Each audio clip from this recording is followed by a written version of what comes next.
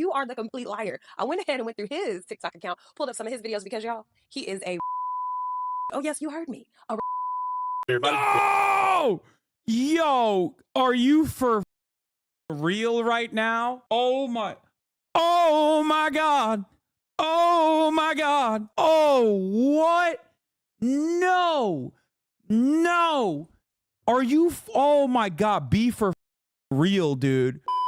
Let's get back to Who Did I Marry? Part 37. For those of you who don't know what this is like a 80-part or 50-part TikTok created by this person who got into a relationship with someone very quickly and found out slowly but surely he was basically lying about everything. Now, on the one hand, this person was basically lying about everything, but on the other hand, he was also still paying her rent and even paying for groceries and whatnot. Okay. So it made no sense. Like there wasn't anything that this person was getting out of this relationship beyond like fueling his own narcissistic desires of manipulating a person, which is why I think this, combined with the fact this person is like a really, really good storyteller, made this incredibly captivating and super viral. Every single one of these clips on TikTok basically has 6 million plus views. Incredible. And it turns out he's done this before to other people as well. Some of the stuff that occurred in this process,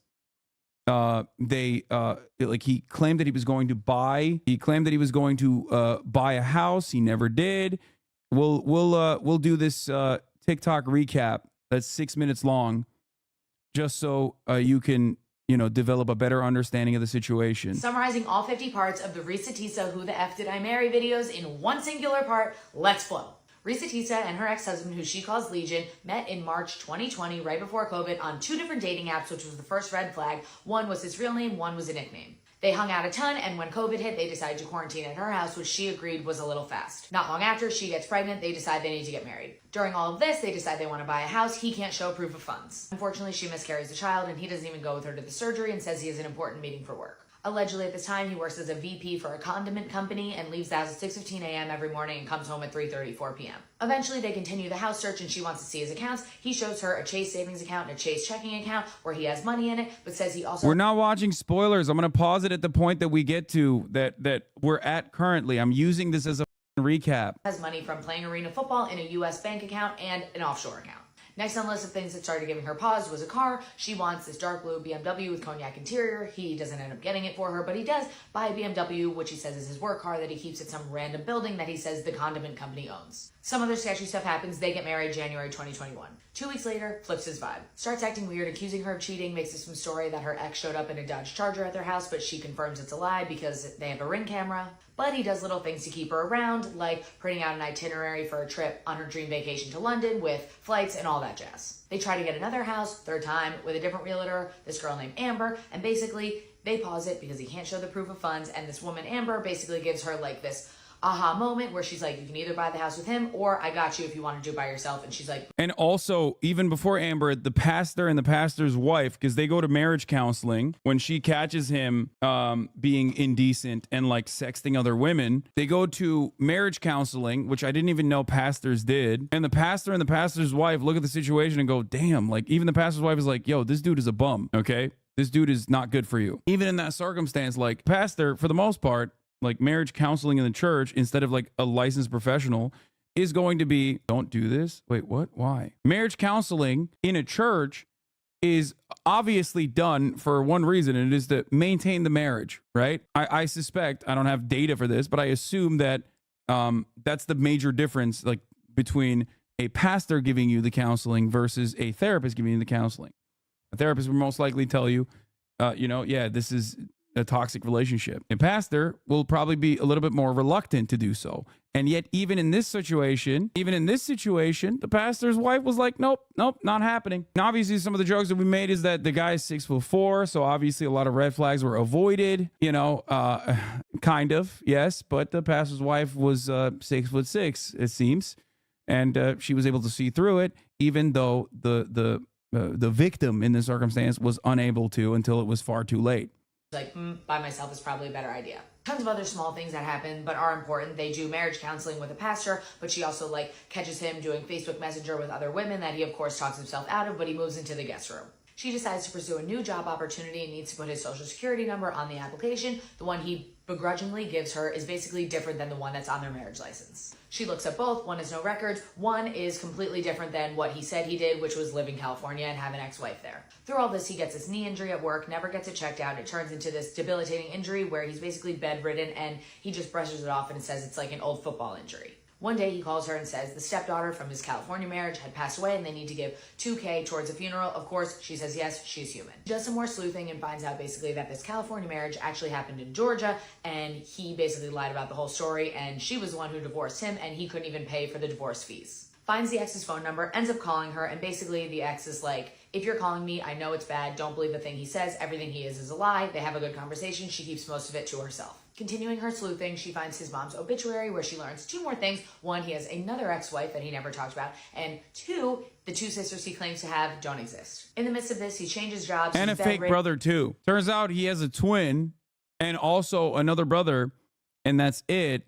Even though, yeah, there's a twin reveal, too, which was crazy. He's just sitting there slugging Powerade every day. One day, she turns on his old work phone and finds texts and confirmations that he's been seeing a sex worker. Obviously, it doesn't even surprise her at this point. One thing leads to another, where June 2021, on his birthday, she confronts him in bed where he had been peeing in those Powerade bottles, which is disgusting. They have a huge blow up. They're on the phone with family members. She kicks him out. He leaves with 2 bags of clothes. Eventually, they're texting about the divorce. She goes to file. So this is where we left it off. Basically, okay, this is where we left it off. She's at this point at part 37, trying to find him so she can serve him the divorce papers. So let's start in the beginning of part 37.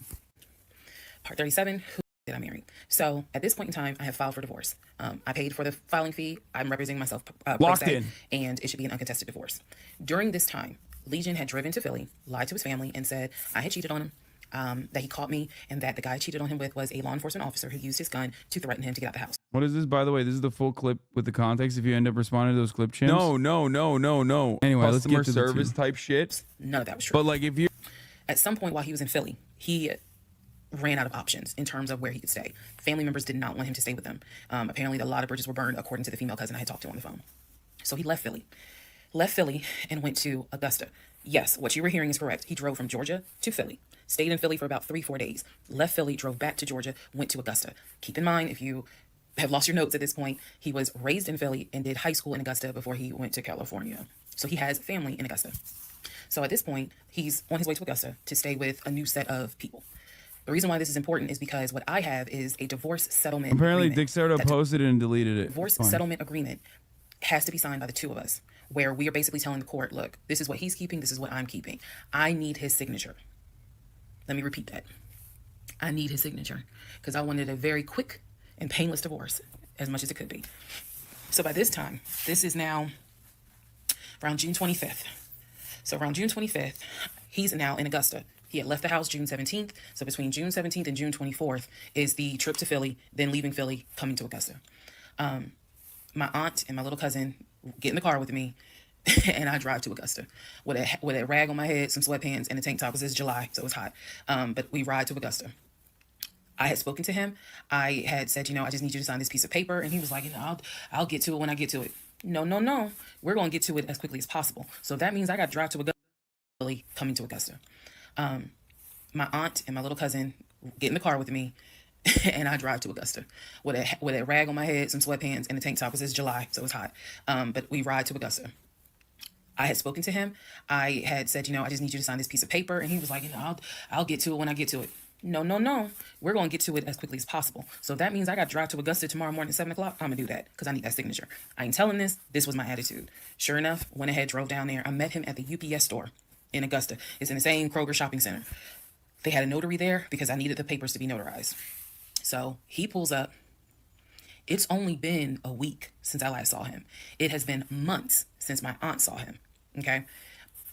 She had no idea of the condition that he was in. Again, I'm telling y'all, when I met him, when he met my family, he was like a size 3X. In just a short span of time for a week, he easily could have been in an extra large, maybe even a large, but was wearing 3X clothes. So he has told me this whole time, he didn't know I had spoken to his family. Okay. Probably need to put that in there. He did not know I had spoken to his cousin. So he was telling me that he had a place to stay. He was staying with some family members, and everything was cool. He told me he was going back to Augusta because he had a job. That's what he told me. The family member, the cousin, told me, oh no, it's not that he had a job. We kicked his ass out because he's still lying, and we don't want anything to do with him. So when I saw him get out the car, I immediately knew, you probably have not washed in 3 days. I'm not overreacting. His nails had not been cut, so his nails were a bit long. He smelled like the Chattahoochee dump on a hot summer Georgia day. He stunk so bad. And for a moment, I did not recognize the man that I was legally married to. I did not recognize him. He almost looked, what's the word? Emaciated? I may be mispronouncing it, but the way someone looks when they've lost so much weight and it's almost like your skin and bones. He looked homeless. He smelled homeless.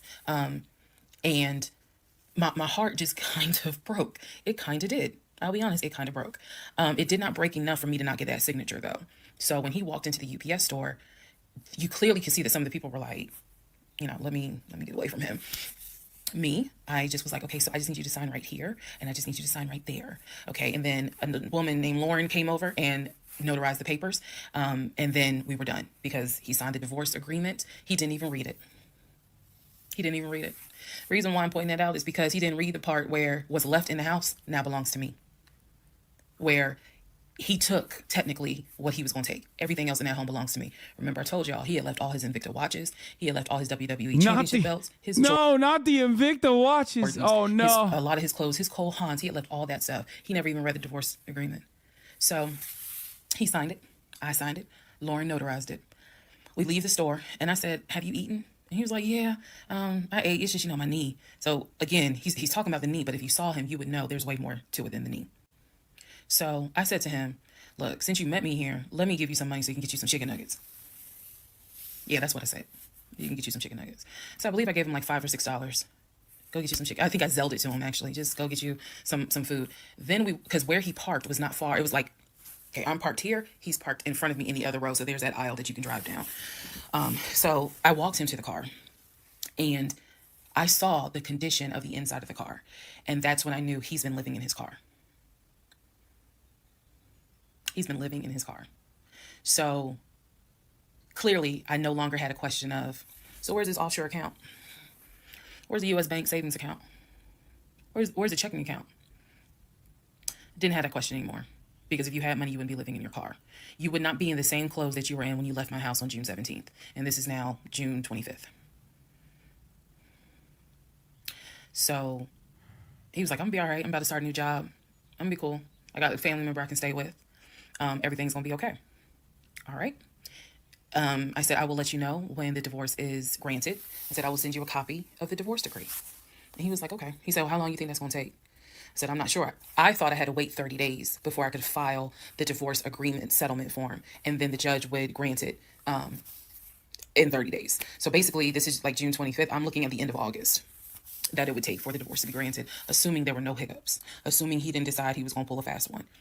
So I told him, I was like, I'm gonna file this, and then once we get the divorce decree, I'll send you a copy. He said, okay. He got in his car. I got in my car. I drove all the way back home, and he went to wherever he went. Next part is the next series of lies that I was faced with. All right, part 38 of Who Did I Marry? I'm going to call this housekeeping and missing pieces. So housekeeping. First and foremost, as much as I know you all have enjoyed this series, and some of you have told me how entertaining you have found it. Finally, we're back in the car. Let's go. The story will be done this weekend. So in other words, I don't care how many parts I got to film. It will be done this weekend. We're not going to drag it into the new week. It's not going to be done this weekend, I don't think. So I just want to let everyone know that. So please be sure to tell your sisters, your mamas, your aunties, your cousins, your best friends, hey, y'all, go ahead and watch all the parts, because she's saying she's wrapping it up this weekend. But I'll leave the playlist up, so don't worry. Also, let's see. I'm sorry for the people who are like, I keep talking really slow. I didn't know that I was, and they're like, you're just long-winded. I'm very detailed. So that's probably what you're feeling, is that I'm detailed, and I'm trying to get everything out, again, in a responsible manner. So you all have asked me if I will do a live. Yes, I will. I don't have any issue doing a live. I feel like if you're gonna put the story out there, you know you're gonna get questions. So if you stand on business and you stand on what you said, do the live. So yes, I will do a live, and I will let you all know when I'm gonna do a live. So it won't just be some random shit. I will actually do a live and let everyone know. So that way, if you have questions, bring them. The issue with doing a live is that I need moderators. So because I just anticipate a lot of people have questions and I'm just one person, and I don't want to be accused of she's ignoring my question, which means there's holes in her story. Y'all, we all know how TikTok is. So, but I will absolutely do a live. That's the housekeeping. Missing pieces. So when I said before that it's important to me that I'm responsible in how I tell the story, meaning I'm clear and I go in detail, I realized that I left out some missing parts, and it was brought to my attention by a number of you. Thank you, because I'm all for accountability. I did not go into how my ex-husband Legion left the condiment company and then went to Apple. I also did not go into detail on when my mom came to visit. Both of those were in the month of April. I was going to go into detail a little bit more on the Apple situation because, as you probably have figured out, of course something came out later on. But nevertheless, in terms of April of 2021, my mom came for a visit. She lived in Arkansas. She came to visit us. She came to visit us after we had that whole sexting on Facebook incident and just after we had started marital counseling. There were no fireworks during her visit. Nothing was weird. I did talk about how my family has always been there. And if you spoke with my mom, she would tell you she didn't see anything out of the ordinary. But there was something in her spirit that just didn't sit right. She didn't talk to me about it at the time. She did not raise her concerns. She simply, when she came to visit, we welcomed her with open arms. Legion was excited to meet her. She was excited to meet him. We took my mom out to eat. It was a typical, very quiet, non-active visit. I didn't know what my mother thought until later on. So she didn't share with me during the visit, something don't seem right. She and I sat in the guest room talking. I never told her anything that was going on. Number one, because again, it goes back to that mindset of what happens in my marriage needs to stay in my marriage. And I talk about how I didn't think looking back, it was not a good idea that I told my aunt what had happened. My aunt is not the type that's going to tell my mother. In other words, if you confide in her, she keeps it between you and her. So my mom never knew that there were any issues. And so there was nothing for her to be on mama bear mode. Had she known, this would have been a very different trip, but she didn't know. So she did come to visit. Everything went fine. He and I put on a united front. Oh, we're so happy. We're so, in love. And yes, behind the scenes was a whole different story. He talked to her about how he was looking to buy a house and how he told her how work was going, how his job, how his job was going, bragging as usual, which I had. Thank you, Undying Machine, for the 10 community gifted subs, allowing 10 people to be also locked in and not have any interruptions at the top of the hour. Here's a 3-minute ad break now. I'm trying to find the longer clip that I just showed on stream, like this sequence, so I can post it on Twitter. Okay, I feel like this is more drama. I did tell my mom, look, he's going to talk about himself and money a lot, so just change the subject. If he brings up a house, change the subject. That was my instructions to her, because I was like, I don't even want to get into the whole house situation. So other than that, uneventful. Now, once my mom left, this is still in April, everything was fine with him at the condiment company. As far as I knew, everything was fine. What ended up happening is he randomly came home one day and starts complaining about changes that are going on at the company. When he started complaining about those changes, it was things like, keep in mind, he is not VP of the company. He was VP of, I keep getting it wrong, but I think it was VP of production is what the memo says. So he was not the second in command for the company. He was upset that he was being blamed for production stats, that the production was down. He was upset that his plant manager apparently had resigned. He was upset that some of the policy changes that were coming into play that would affect his plant. These are the things that he was coming home and complaining about. Literally. He would complain. He started complaining Monday. By Friday, he said, you know what, if they continue doing this, then I just need to find another job. He was like, I think I'm gonna call my homeboy that I work with at Apple and I'm gonna see, what they have available.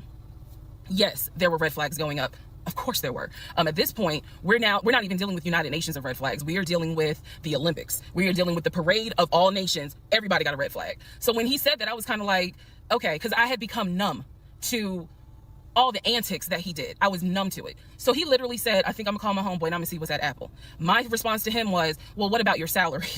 Would you take a pay cut? He was like, no, I'm not gonna take a pay cut. Like, I wouldn't leave unless it's gonna be the same amount or more money.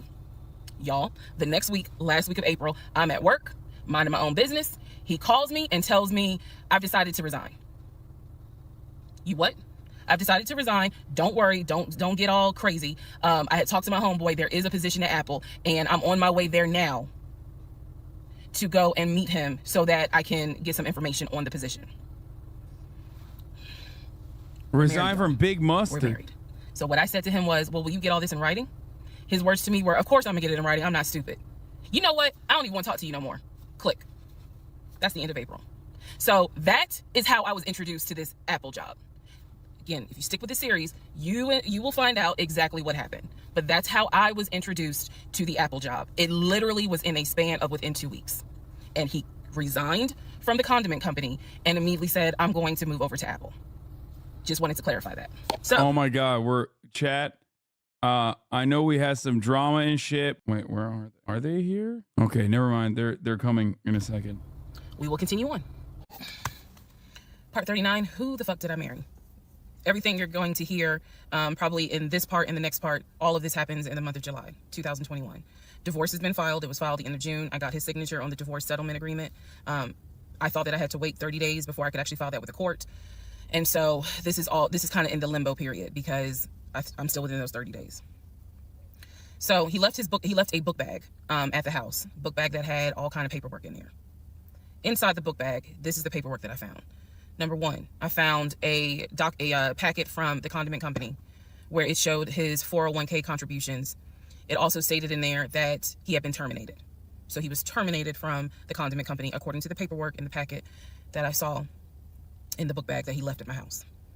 Also in the book bag were paycheck stubs from a previous job where he worked at a cemetery. The same cemetery that he took me to show me where his grandmother and grandfather were buried. So let's go ahead. I'll do this video and say, this is what he told me. This is what I confirmed. He told me his grandmother and grandfather were buried there. He showed me a headstone with a family name on it. If you go back in previous parts, I talk about it. The truth is they are not buried there. He is of no relation to the people who are buried at that particular gravesite. Only reason why he knew about it is because he had worked there. Also in the book bag, it was a copy of a driver's license that he had. The address on the driver's license, now this I still don't have an answer to, but the address... I called it. I mean, I knew the gravestone was going to be fake. It was obvious, but I mean, it's just like a wild thing to lie about. So many of the things he lied about are just so irrelevant. It genuinely makes me it genuinely breaks my brain. It doesn't make any sense to lie about these things at all. Part 39 of Who Did I Marry starts now. On the driver's license about that. Let me start over in the beginning. I have to happen. But that's how I was introduced to the Apple job. It literally was in a span of within 2 weeks. And he resigned from the condiment company and immediately said, I'm going to move over to Apple. Just wanted to clarify that. So we will continue on. Part 39, who did I marry? Everything you're going to hear probably in this part and the next part, all of this happens. Oh, I didn't recap that she kicked him out. Yeah, that's right. She actually ends up calls the ex-wife. The ex-wife immediately tells her oh, if you're calling me, things are too bad. She then goes through a Sherlock Holmes detective moment where she literally figures out what his actual real social security number is. She's given him fake social security. He's given her fake social security numbers time and time again. And then at this point, she has kicked him out of the house. And of course, he was cheating on her the entire time with a sex worker by the name of Peaches. In the month of July, 2021. Divorce has been filed. It was filed the end of June. I got his signature on the divorce settlement agreement. I thought that I had to wait 30 days before I could actually file that with the court.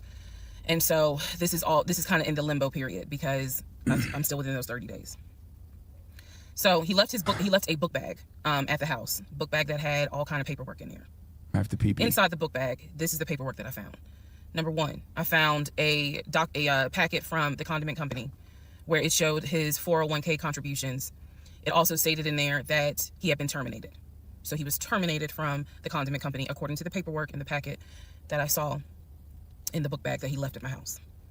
Also in the book bag were paycheck stubs from a previous job where he worked at a cemetery. The same cemetery that he took me to show me where his grandmother and grandfather were buried. So let's go ahead. I'll do this video and say, this is what he told me. This is what I confirmed. He told me his grandmother and grandfather were buried there. He showed me a headstone with a family name on it. If you go back in previous parts, I talk about it. The truth is they are not buried there. He is of no relation to the people who are buried at that particular gravesite. Only reason why he knew about it is because he had worked there. Also in the book bag, it was a copy of a driver's license that he had.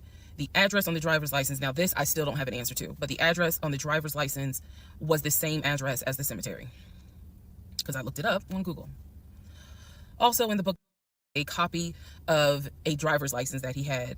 The address on the driver's license, now this I still don't have an answer to, but the address on the driver's license was the same address as the cemetery, because I looked it up on Google. Also in the book bag was paperwork from another construction company job, meaning it was paycheck stubs from another construction company here in Atlanta that he had worked for. It did not have dates on it, so I don't know when he worked for the construction company. Also in the book bag, paperwork. It's crazy they actually worked at the graveyard, the cemetery that she lied about, and literally he lied about, sorry. He, like, Legion is a survivor, rewind. Wait, what? What did I miss? This is the paperwork that I found. Number one, I found a packet from the condiment company where it showed his 401k contributions. It also stated in there that he had been terminated. So he was terminated from the condiment company, according to the paperwork in the packet that I saw in the book bag that he left at my house. Also in the book bag were paycheck stubs from a previous job where he worked at a cemetery. The same cemetery that he took me to show me where his grandmother and grandfather were buried. So let's go ahead. I'll do this video and say, this is what he told me. This is what I confirmed. He told me his grandmother and grandfather were buried there. He showed me a headstone with a family name on it. If you go back in previous parts, yes, I talk about it. The truth is they are not buried there. He is of no relation to the people who are buried at that particular gravesite. Only reason why he knew about it is because he had worked there. Also in the book bag, it was a copy of a driver's license that he had. The address on the driver's license, now this I still don't have an answer to, but the address on the driver's license was the same address as the cemetery, because I looked it up on Google. Also in the book bag was paperwork from another construction company job, meaning it was paycheck stubs from another construction company here in Atlanta that he had worked for. It did not have dates on it, so I don't know when he worked for the construction company.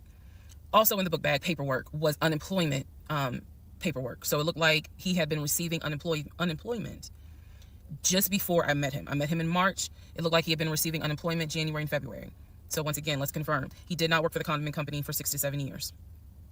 Also in there were scraps of paper from a temp agency. This is where we find out that Legion never existed at all. No one by the name of Legion is showing up on our records for 35 years. Where it was information on the job that he had been placed at. Where was that job? The condiment company. He would be a forklift / loader is what it said. So I interpret that to mean he can drive a forklift, but he would have been loading up the 18-wheelers for them to go out to their deliveries. Forklift also certified? In this book bag. That's it. 6'4", forklift certified. Things are starting to make a lot more sense, okay? Listen, nothing, and I mean nothing gets ladies going like a man who's 6'4" and forklift certified, baby. Bag was paperwork from Clayton County courts, I believe, for a weekend. What is it called? Weekender jail. It was like a weekender jail receipt. So I had to do some research. So apparently what that means is that there is an option where if you have a job, let's say you were sentenced to 60 days in jail, but you have a full-time job. Apparently the court can say, okay, you'll go to jail on the weekends. So in other words, you have to report to the jail on Friday at 5 o'clock and you'll be there Friday, Saturday, Sunday. You will get out Sunday at 6 o'clock. Apparently that's actually a real thing. So what was in the book bag were multiple yellow receipts for different weekends that he had to report and get out of jail. Last but not least, there were some additional pictures, and then there were some, and when I say pictures, I'm talking about family photos. And then there was another additional copy of his driver's license with the Douglasville address. I looked up that address. The name associated with that address was the same name as the ex-girlfriend that he had in between the ex-wife and me. If you go back to the video where I talk about the conversation I had with the ex-wife, she tells me that the address was going to come back to the ex-girlfriend. I'm simply saying that is correct. So what she told me is true. So because of everything that I found, I decided to go down a new rabbit hole. Again, just recapping what I said in previous videos. Ex-husband was always a stickler about law enforcement. His dad was a retired police officer. I'm just telling y'all the story. His dad was a retired police officer. Mom was a retired teacher. After his dad retired, they moved to Augusta, started a church. He took me to that church in Augusta, the same day that he took me to meet his aunt who lived in Augusta. So these are now things that he actually took me to, just like he took me to the cemetery. So that's what I found in the book bag. The weekender jail receipts. I went ahead and went online to find out exactly why did he have to go to jail for the weekend. Uh-oh. And I'm going to end this part here. The next part has to do with his criminal history. Part 40, who did I marry? So we are now at the point of July 2021. We're at the point where I've spoken to the female cousin, and she gave me the phone number for the older brother. For the purposes of this video, we're going to call him Chris. Chris was very nice. I called him. He was gracious. He was willing to answer whatever questions I had. And what he said to me was, he said, my brother has always been a liar. He's always been a liar. He said, but ask me what questions you have, and I'll confirm what's real and what's not. First question I had was, when was the last time you spoke to him? Without missing a beat, Chris says, 2015, just after our mother's funeral. I explained to him about the phone calls, the fact that Legion would be on the phone for 30, 35 minutes, laughing, talking to Chris, relaying messages from Chris to me, and relaying messages from me to Chris. Without missing a beat, Chris says he was never talking to me. Who? And I said, who was this man talking to? Maybe he was on the phone, but he was not on the phone with me.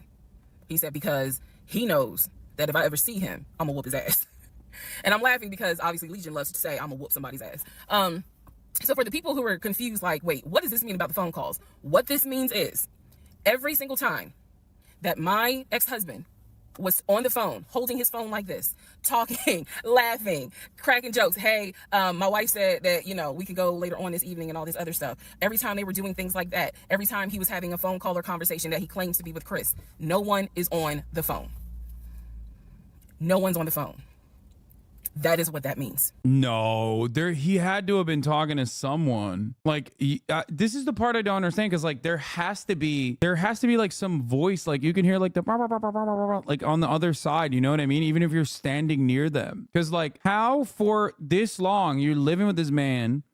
She's not the person responsible here. Obviously, she's a victim. Just, I want to make sure that you guys understand that. But how does she not see like him making a call, for example? Did he not have like fake phone numbers? There's no way that he had like, maybe he pre-recorded, maybe he put on a YouTube video or something. I just don't really understand. This is the part you don't understand. I mean, there's so much I don't understand, but especially this part is like pretty easy to catch up on. They have apps that fake calls, but even then, like you don't have any context. Like if you live with someone, even if you're not looking to look at look at their phone or anything like that, you're gonna see it, right? Like you're gonna see their phones. Like think about it. Your brother, your sister, your mom, you're sitting in the room with them, like even on accident, like you'll see them like type something on their phone. It's not even like a malicious way. He probably made fake contacts. What are you talking about?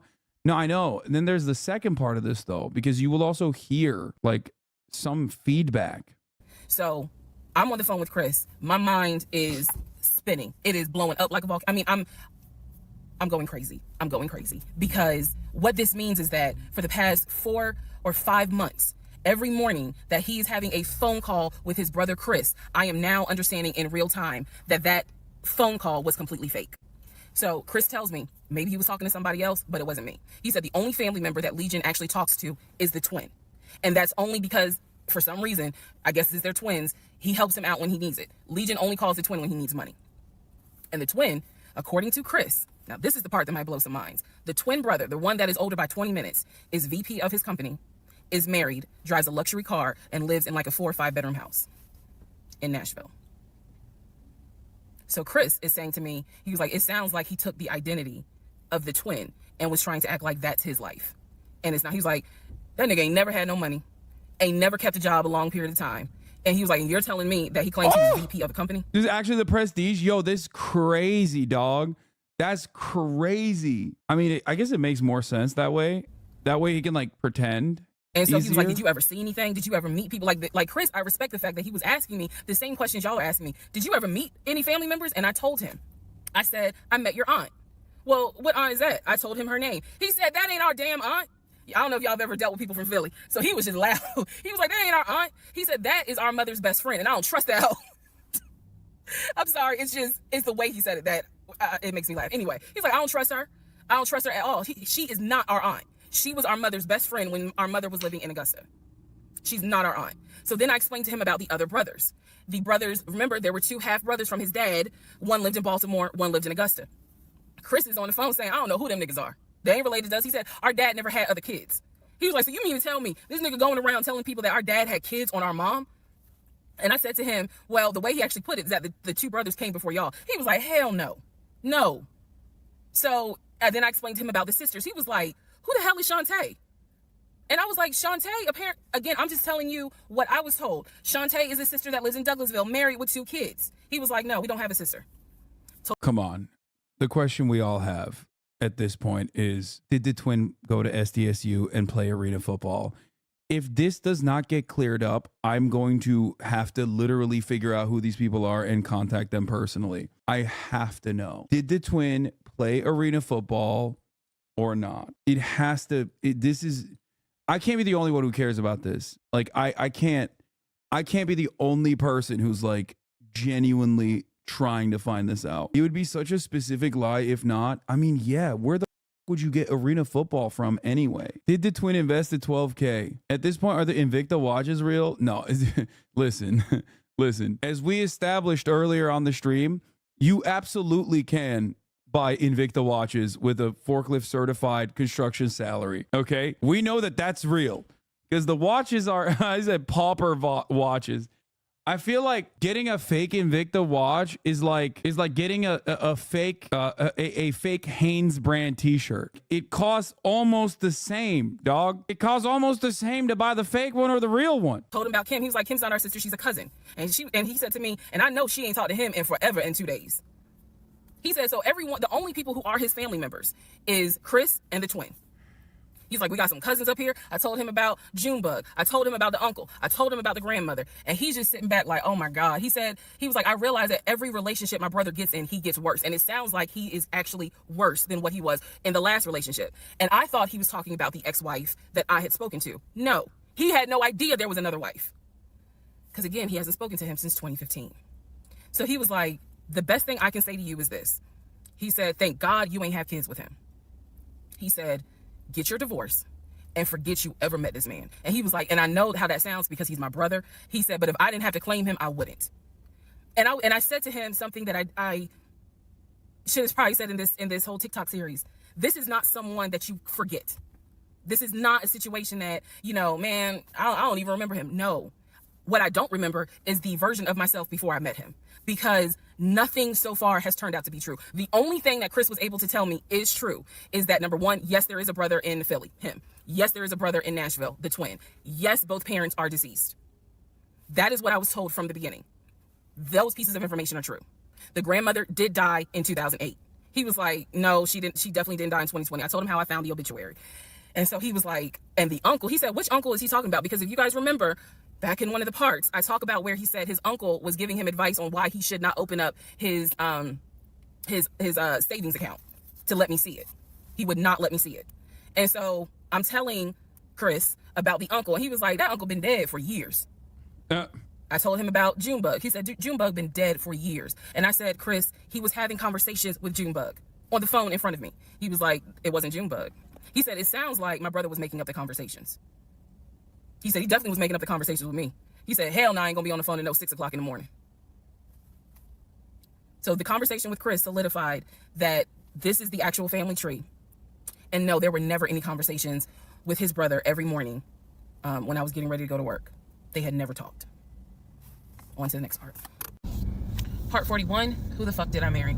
So this is a continuation of my conversation. I think mental illness plays a role here. This is not like defending Legion in any way, obviously.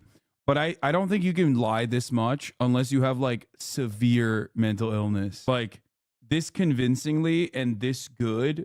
Like you have to, at a certain point, you have to like, I guess, believe it. Like obviously he has narcissistic personality disorder, right? Not to do the backseat therapy shit. But like beyond that, there's some additional illnesses running around. With Chris, which will then lead into some other stuff.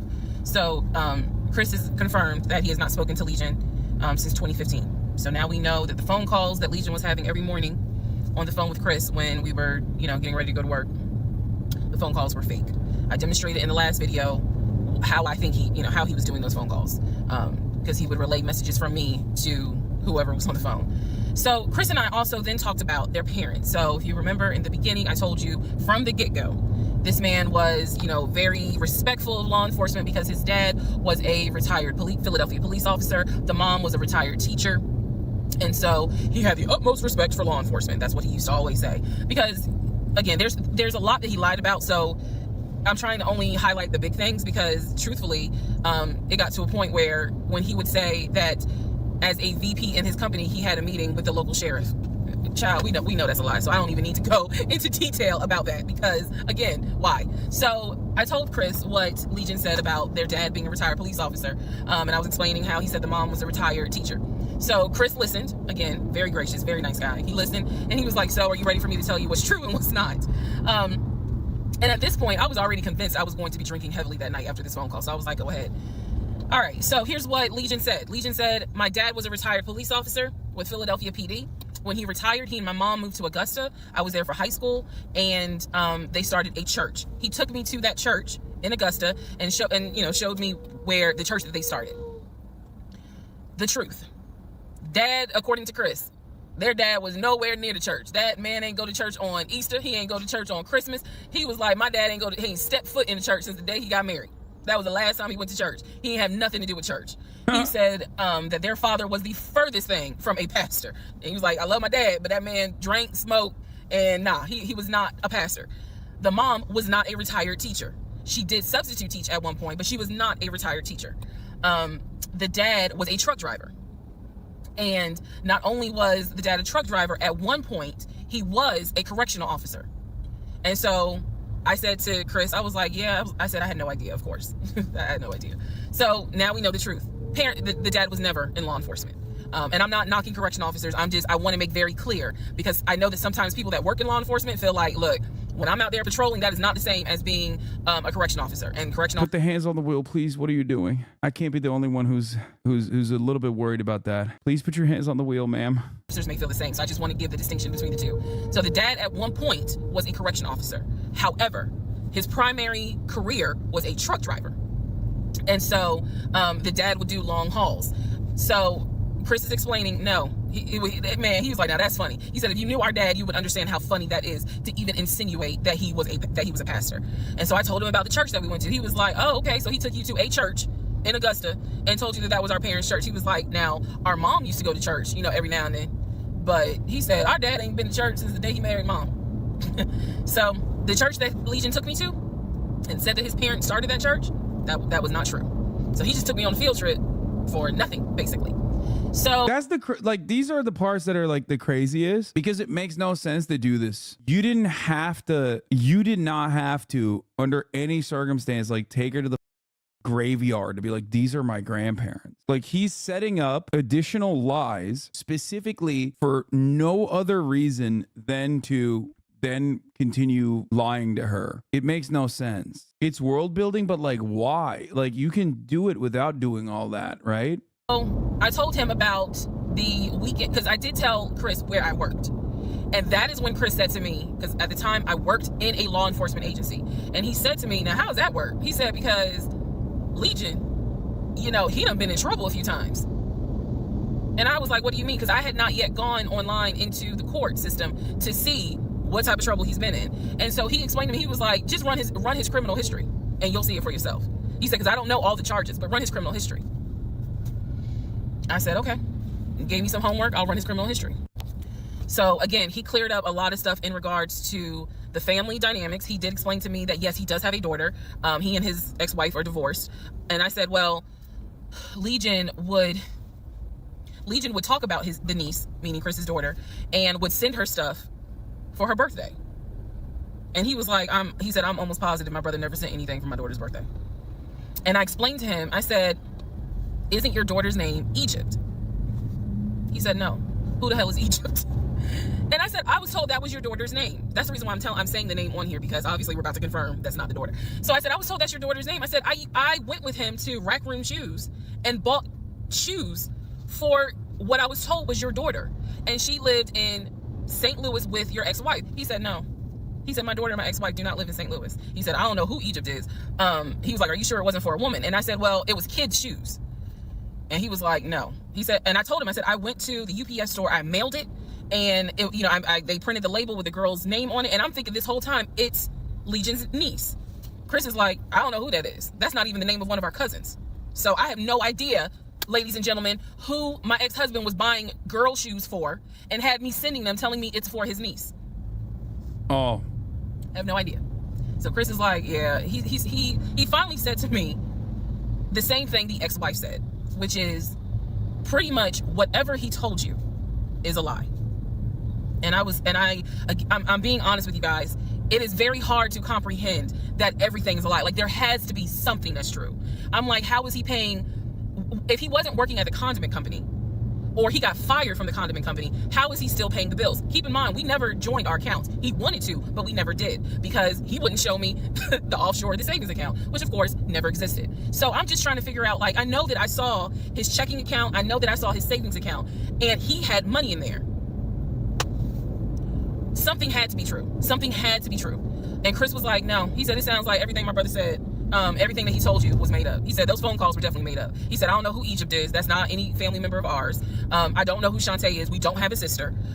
He said, we don't have half brothers. He was like, I'm telling you who the family members are. He said, I am so sorry that my brother put you through this. So now let's go into the next part. Part 42. Who the fuck did I marry? So I finished going through the book bag. Still July 2021. I finished going through the book bag. There were some other folders with papers in there. He had left the work phone. What I actually found out was that it was not a work phone. It was simply a secondary personal phone. He told me it was a work phone. I thought that the company was paying for the work phone. That's what I thought. No, because I found receipts where basically, and I didn't know this, ladies and gentlemen, I had no idea, but I found receipts where it was a prepaid phone and he's paying to add minutes to it. So it's just receipts of, you added minutes to the phone on this date, you added minutes on that date. So the work phone whole thing, that was a bold-faced lie. Obviously it was a lie, because as we now know, he was a forklift loader. So the work phone that he's been walking around with was really just a secondary phone. He had left the phone. He took his personal phone, meaning the main phone, I should say, but the work phone he left. So I'm going through the work phone, just trying to find some sort of answer. Now what is really burning in my mind is how is it that he had all this money in the accounts, but again, the last time I saw him, he's living in his car? Like, the math is not mathing. I go into not just the photos of the work phone, I go into the deleted folder. So ladies and gentlemen, if you're gonna go through somebody's phone, which I will never do again, but if you're gonna go through the phone, don't just go through the text messages and the pictures. Go into the deleted folder, because sometimes you find a gold mine. In this case, I went into the deleted folder of the pictures in the work phone. I keep saying work phones because, again, this is just a secondary phone. It is deactivated. There's no minutes on it. So I go into the deleted pictures, and what I see is what looks like a screenshot of his checking account, the one that I saw with the available balance. Then there's another photo of the screenshot of the savings that he showed me. Now, one of two things it could be. Either one, to the people saying, what if it turns out that she made all this up and the real life was a story entirely? One, that's crazy. Obviously, like, that would be almost phenomenal, considering how much she would have to make up. That's like even more impressive than like Legion making up shit. But we already know that that's not the case, because Legion himself has reacted. Where is it? In the interest of course, not conducting journalistic malpractice here. There's an entire collection of Legions. Yeah. This is spoiler alert, but this is Legion. It's not real, and it was pulled offline. Or two, he took a screenshot of his own account and saved the photos. So this is when I got introduced to reverse Google image search. I did a reverse Google image search. Sure enough, as you probably have figured out, some of you, because I read it in the comments, what he showed me when he turned his phone around, showing me his available checking account balance, was nothing more than a screenshot that he had found on Google. When he showed me his savings, turned the phone around, because remember, I demonstrated for y'all how he was, and then, turned it around and showed it to me as if he was signing in. When he did that, he was simply showing me a screenshot that he had taken from Google Images. Because when I did a reverse Google image search with those two photos, the checking and the savings, it came right up. It was nothing more than just Google Images. In my phone, I didn't even need this, because again, I already knew that he was not a VP regional manager, but still, for shits and giggles, I did a reverse image search of the charcoal BMW. Remember I told y'all he had sent me pictures of the company car. That's easy, Google. Nothing more than a screenshot he had taken off of Google Images. Of course, that part is easy. The house that he showed. How did she fall for a screenshot? That's crazy. I mean, that's not, dude, come on. He did a lot more shit that was like way, way more unhinged and way easier to prove than the Beamer. Come on. Me that he had in San Diego, Google Images. So what we can now confirm is Anything he showed me when he's turning his phone around is nothing more than an image from Google Images at this point. The checking account, the savings account, Google Images. The house, Google Images. The company car, that charcoal gray BMW 5 Series, Google Images. So at this point, I realized, okay, nothing is real. And I wasn't so much in a rage, to be honest with you. I wasn't in a rage then and there, as much as it was, I really truly had a moment where I said to myself, oh my God, what the fuck have I let in my life? Like, this is not even human at this point. That's really how I felt. Like, again, as someone who, I studied psychology, but I didn't graduate with a psychology degree. However, I have never dealt with a pathological liar. I have studied about them, but I have never come into contact with a pathological liar. Because to a compulsive liar... Guys, I mean, listen, it's one of those things where it's such an elaborate ruse that, like, you almost feel like there's no way that someone would go to those lengths. Like, I kind of understand where she's coming from in some ways, where the lie is so elaborate that, like, you don't expect someone to be that cruel, especially because there's nothing, like, there's no benefit. There is no, can't be elaborate if you can reverse Google it. No, that's not what I'm talking about. That part is like pretty basic shit. But I do think that one of the major problems here is that it quite literally does not make sense. Like, he's only doing this for like manipulation, for the manipulation's sake. Do you understand? That's why it's like, is happening here? Like, there's nothing else going on. Also, I think Chad's forgetting that when you're in a relationship, you're not suspecting the worst of your partner. She trusted him and he used that trust to lie on her on all fronts. Like, he was doing it for the love of the game. You know what I mean? That's crazy. And obviously there's like definitely some areas where she could have pulled the exit valve a little bit, right? And she didn't. And I think that that's like partially a consequence of her like wanting to believe, sunk cost fallacy. This is happening during COVID. Desperation from her part too, to like believe that, like, there was definitely some motivated reasoning at play for sure. But I do, low self-esteem, conservatism plays a role as well, like playing a traditional role in this marriage. Like, she mentioned time and time again that she did not consult any of her friends or family members because she thought, like, you know, this is supposed to be, you know, I'm traditional, I'm old school. What happens inside of the relationship stays inside of the relationship. You know what I mean? But perhaps the most important facet that I think a lot of chatters are overlooking is that he was 6'4", as far as we understand. Unless he lied about that too, he at least looked 6'4" or tall enough. Okay. And I think you get away with a lot when you're 6'4". If you ask the man, why did you lie to me? They probably are going to have a reason. Pathological liars don't have a reason. Like, there's no limit to the lie. So I have now confirmed that at least 70% of everything that I thought I knew is now absolutely not true. Absolutely not true. So in between all of this, I get a phone call from the aunt in Augusta. The aunt in Augusta, who Chris has confirmed is the mother's best friend. She is not their mother's sister or dad's sister. She's the best friend of the deceased mom. She calls me, and this is the one I have met. This is the one that Chris was like, I don't trust that hoe, you know, anyway. So she called because she wanted to know what happened. She wasn't trying to be nosy or messy or anything like that. She's just trying to find out what happened because apparently Legion is trying to come stay with her. So she asked me, sweet lady, but she said, you know, what happened with you guys? And I told her we're getting a divorce. I said, because he lied to me a lot. He lied to me a lot.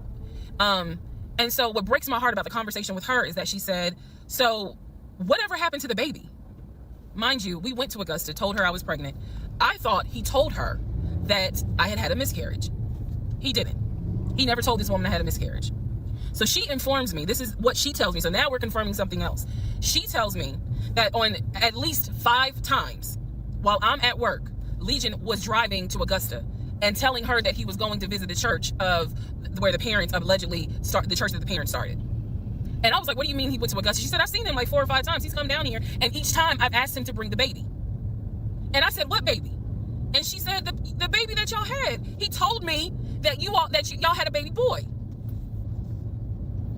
And I said, no, ma'am. I said, I had a miscarriage in June of 2020. And she said, oh my God. Oh, you know, she was doing that whole thing. She said this whole time he told me that y'all had a son in January. And I had been asking him for pictures. I had been asking him to bring both of you down here so I could meet him. And he always had an excuse as to why he wouldn't bring the baby. And the last time he was in Augusta, he said that he was leaving you and he was taking the baby with him and that you were at work. I am not making this up. That is what that woman told me. And I just was like, no, ma'am, none of that is true. There is no baby. I said I had no idea he was going to Augusta. Next part. Part 43, who the did I marry? So after the conversation with the aunt, again, she's telling me that Legion has been keeping up this lie that we had a son. I let her know, no, ma'am, there was no baby. We did not have a baby. And I said, I thought that he told you. And she said, he's told a few people that you all had a baby. And she said, because I know some people were trying to send a gift to celebrate the birth. I didn't know anything about that. Didn't know anything about that. So she said, he's trying to come stay with me. She said, but I don't think I want him to, again, she's an older lady. She's like, I don't think I want him to come here because I don't really want to get involved with his divorce again. And I said, what do you mean again? I said, are you talking about the previous wife? And I said the previous ex-wife's name. She said, I don't know who that is. I'm talking about LaTanya, that one, the first one. God damn. And I said, well, what happened? Do y'all remember I said in my previous video that I read their divorce records. He had filed for divorce and they had a temporary protection order against each other. I said that. So now the aunt is on the phone saying that she had to go to court and testify on Legion's behalf in regards to the temporary protective order. And I was like, well, what happened? She said they got into a fight with each other. And she slapped him. And I said, well, do you know why they got into a fight? And she said, yeah, apparently he had lied to the wife and it was something major and they got into a physical fight. And she said that woman almost beat his behind. And so he asked the court for a temporary protective order. So now I'm just getting the backstory on how that TPO was even came into play. So I told her, I said, you know, Miss Christy, we'll call her. I said, you don't have to worry about that. I said, we're not, he's already signed the paperwork. We're not fighting. I don't have it in me. I don't. So she dodged that one. She almost did, which is kind of understandable for sure. But she did luckily dodge that part. She was close. Remember, she almost did beat him with a lamp is what she said. I said, I'm not going to tell you not to have certain people in your home, but I am going to tell you that I'm just barely kind of discovering exactly what the lies are in regards to Legion. So if you feel comfortable having him in your home, then do it. I said, but I am going forward with this divorce, and once the divorce is final, I will have nothing to do with him. And I said, and I'm so sorry, you know, that he lied to you and kind of pulled at your heartstrings in regards to a baby. I said, there is no baby. So she said, so y'all are really getting a divorce? I said, and I didn't want to cuss to the older ladies, but I said, yes, ma'am, we are. And so we get off the phone. Also during this time, Legion would call me every now and then. Legion had no idea. I've spoken to his ex-wife. I've spoken to his brother. I've spoken to his female cousin. He had no idea. I have now, if we want to go through real quick and talk about what we can confirm. We can confirm that there is no sister. We already knew there was no baby. There was no VP job. Again, he was a temp, and apparently he was making decent money. So what I believe, and this is just what I think off of putting pieces together, I think that he made enough money to pay the household bills because it wasn't as if the household bills were so expensive. He made enough money to live on his own. But instead of him living on his own, he's living with me. So we can also confirm that when he told me that he was paying his car off and he called the dealership and paid his car off, we can confirm that that's a lie. That story will come up later on. So pretty much at this point, the only thing I know to be true, his name, his date of birth, the secondary social security number that was on my background check, and that he has 2 brothers and the parents are deceased. At this point in time of July 2021, that's all that I was able to confirm that to be true. So later on, Legion calls me. He calls me because he wants some money. He just needs a little bit of money to hold him over till payday. And so we're on the phone. The call, again, I was recording all my calls at the time. We're on the phone, and I finally kind of confronted him, number one, about having a twin. That's when he tells me, you know, I don't know why I lied, but I don't really talk about him. Number 2, I asked him about. Yeah, the craziest part about it is like paying for everything. So he lied and can benefit of him lying was to pay for everything and have someone believe him. That's what that is like. Despite being a bum overall, it is kind of wild that he just like paid for all the groceries and shit. Like that part is actually legitimate. Like stories like this happen, not all the time and not to this severity, but rarely do you have a situation where like, rarely do you ever have a situation where the dude is like invested in the lie to this degree and also simultaneously like not benefiting financially from the circumstances.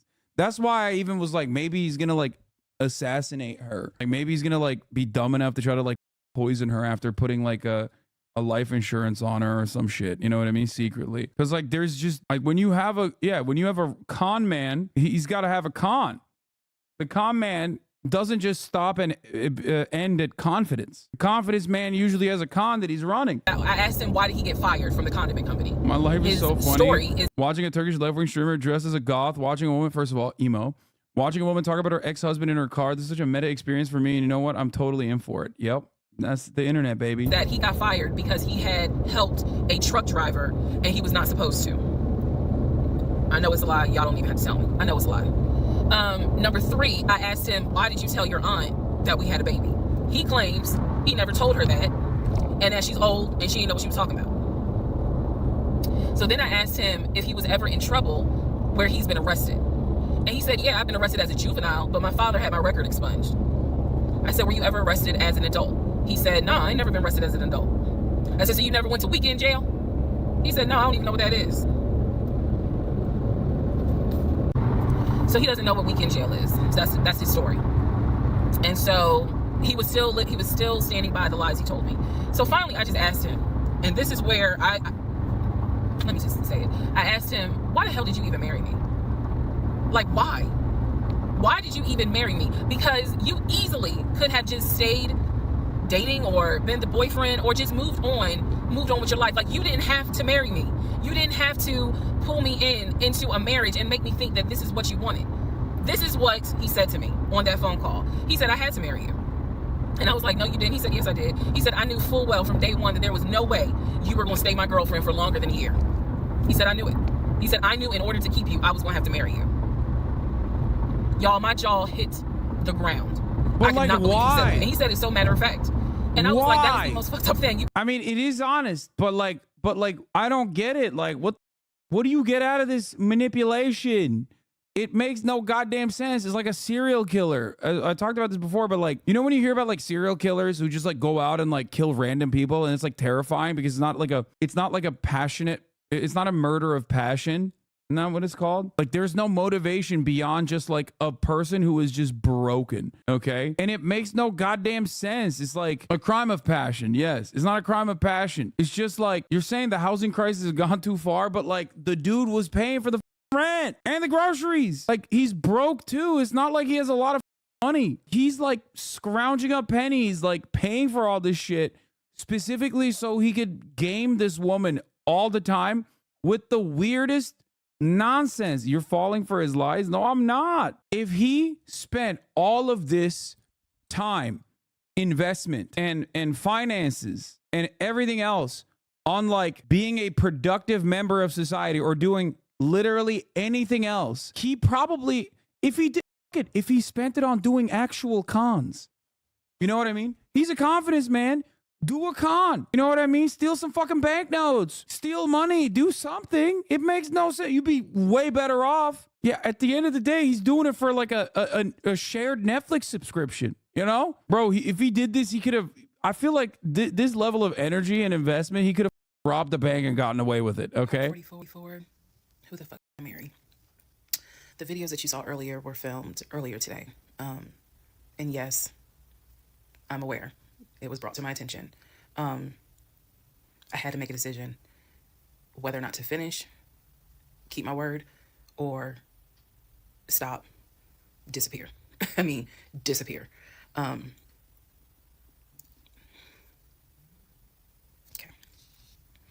Let's finish. So, first of all, let me say this. It is not easy telling this story. It's entertaining. I know it's gone viral. But it is not easy telling this story. I made a decision to tell the story. I made a decision to share my story, what I went through, in hopes that it helps just one person.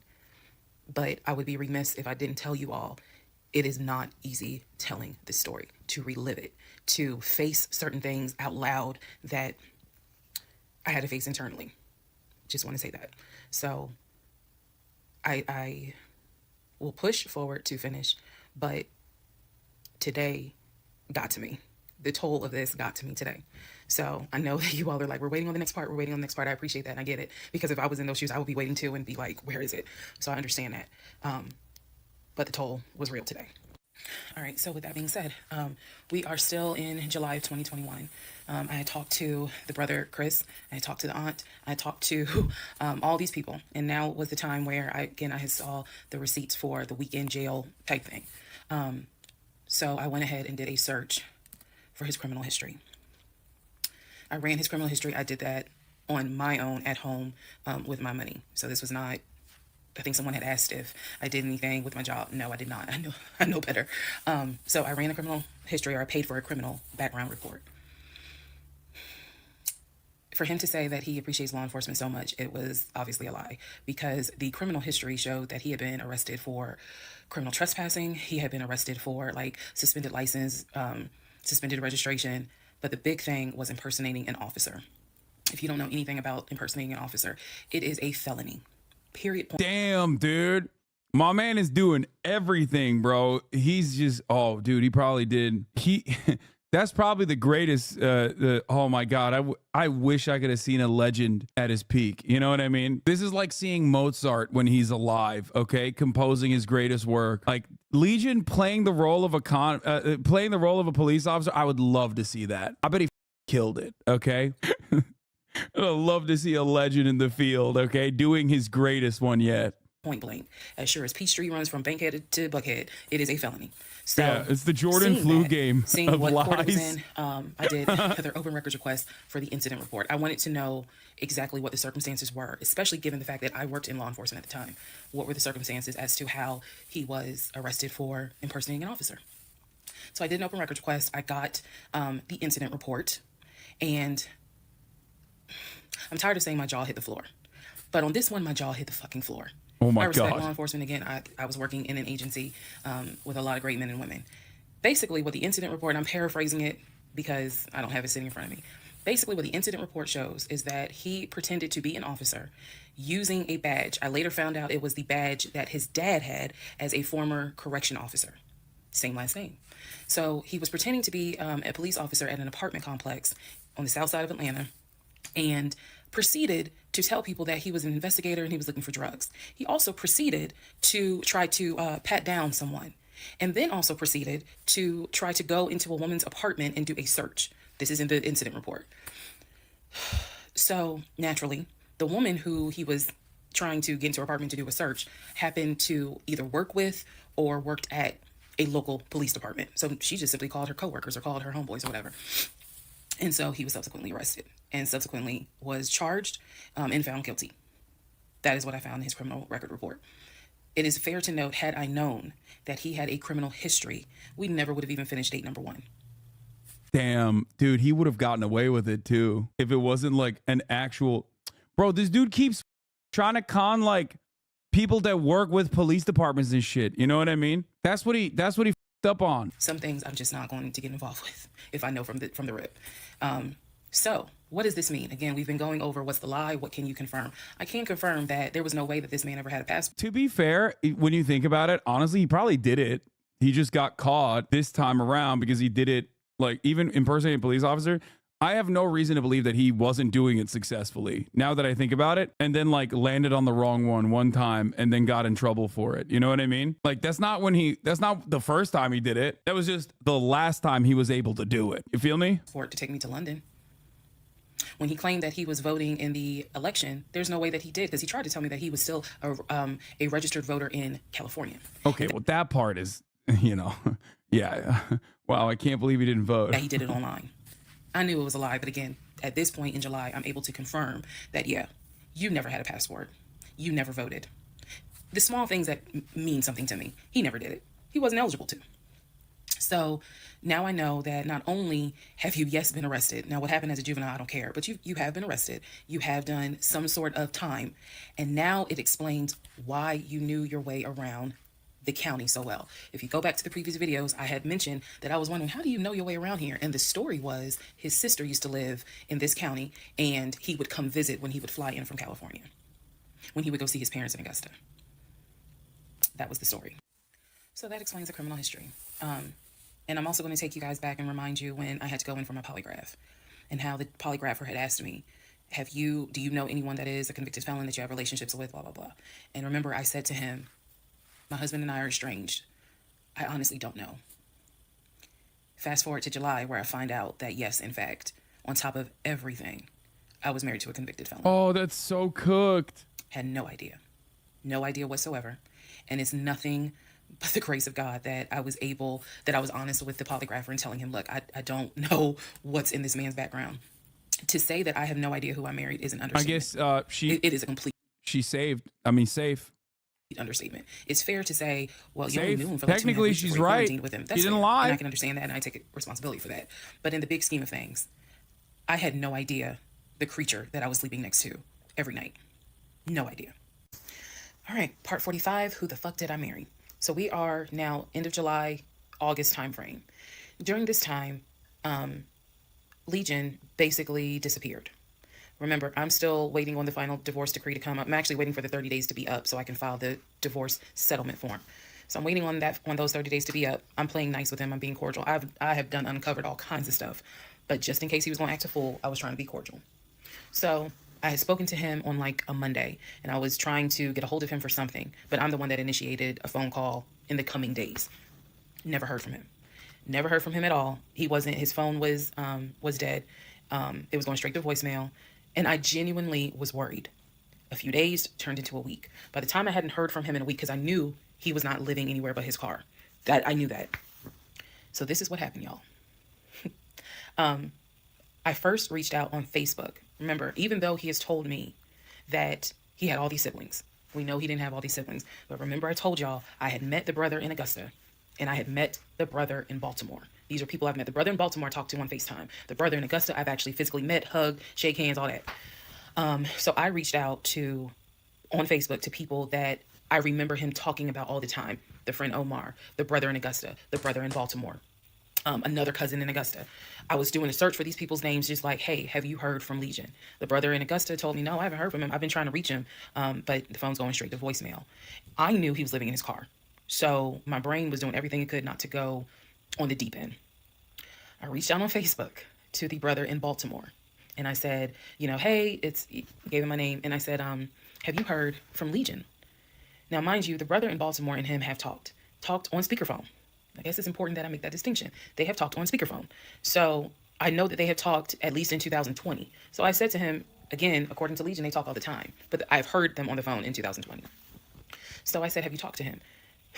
The brother from Baltimore informs me. Hi, I specialize in personality disorders. A way to make Legion's behavior make a bit more sense is a disordered way of getting closeness by trying to control the relationship through lying. A lot of times these behaviors do the exact opposite of what the goals are, and the person isn't really aware of their behavior, causing the issues because early on, life has taught them that this is the only way the world works. I mean, I guess it makes sense. Essaying holy. Yeah, that is essaying, but positive essaying. Pretty chill. This is a productive essaying and not the normal kind of essaying normally get. Love's a real psychologist. As opposed to the other chatter who said, I too specialize in personality disorders and I disagree. Okay, chatter. Respect. Yikes. Those neck tats are cringe.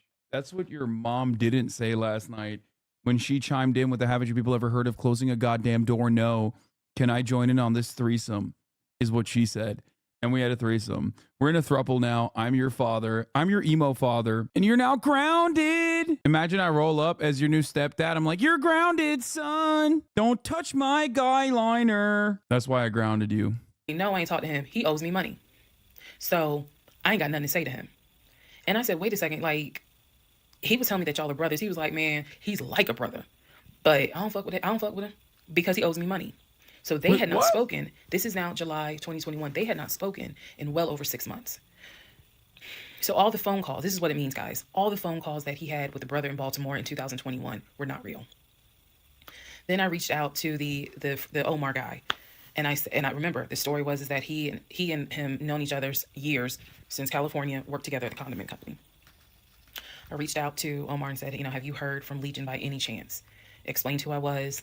He responds with, and I'll never forget it, he responds with, no, I have not heard from him. I have absolutely no contact with him whatsoever. We are not friends, and I would appreciate if you do not reach out to me again about him.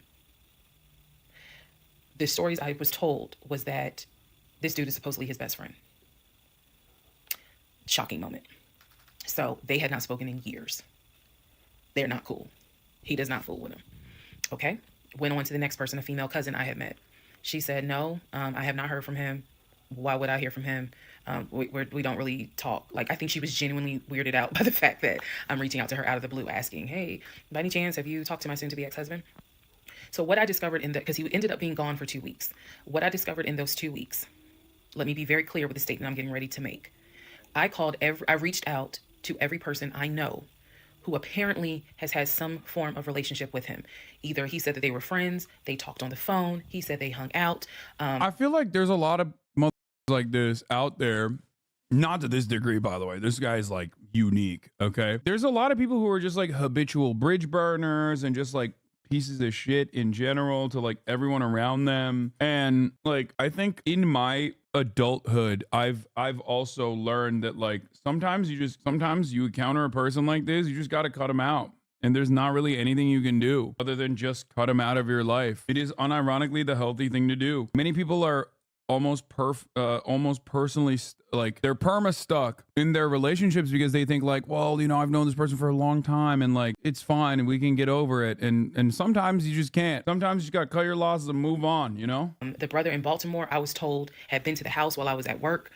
Brother in Baltimore said, no, that never happened. I've never been to your house. All these people knew that Legion was a liar. And I think that they all felt bad, with the exception of the Omar guy, felt bad that I was kind of just discovering what they've known for years. In those 2 weeks, I found out every single person I reached out to, not a single one of them gave a shit if that man was dead or alive. All of them had the attitude, some even said it, no, I haven't heard from him. I don't care to hear from him. It was as if, for me, it was such a sad moment because I discovered this man has no friends. Fuck whatever he has said. I am now able to prove it. He has no friends. There is nobody who is concerned that they have not heard or seen him in over 2 weeks. Some people months.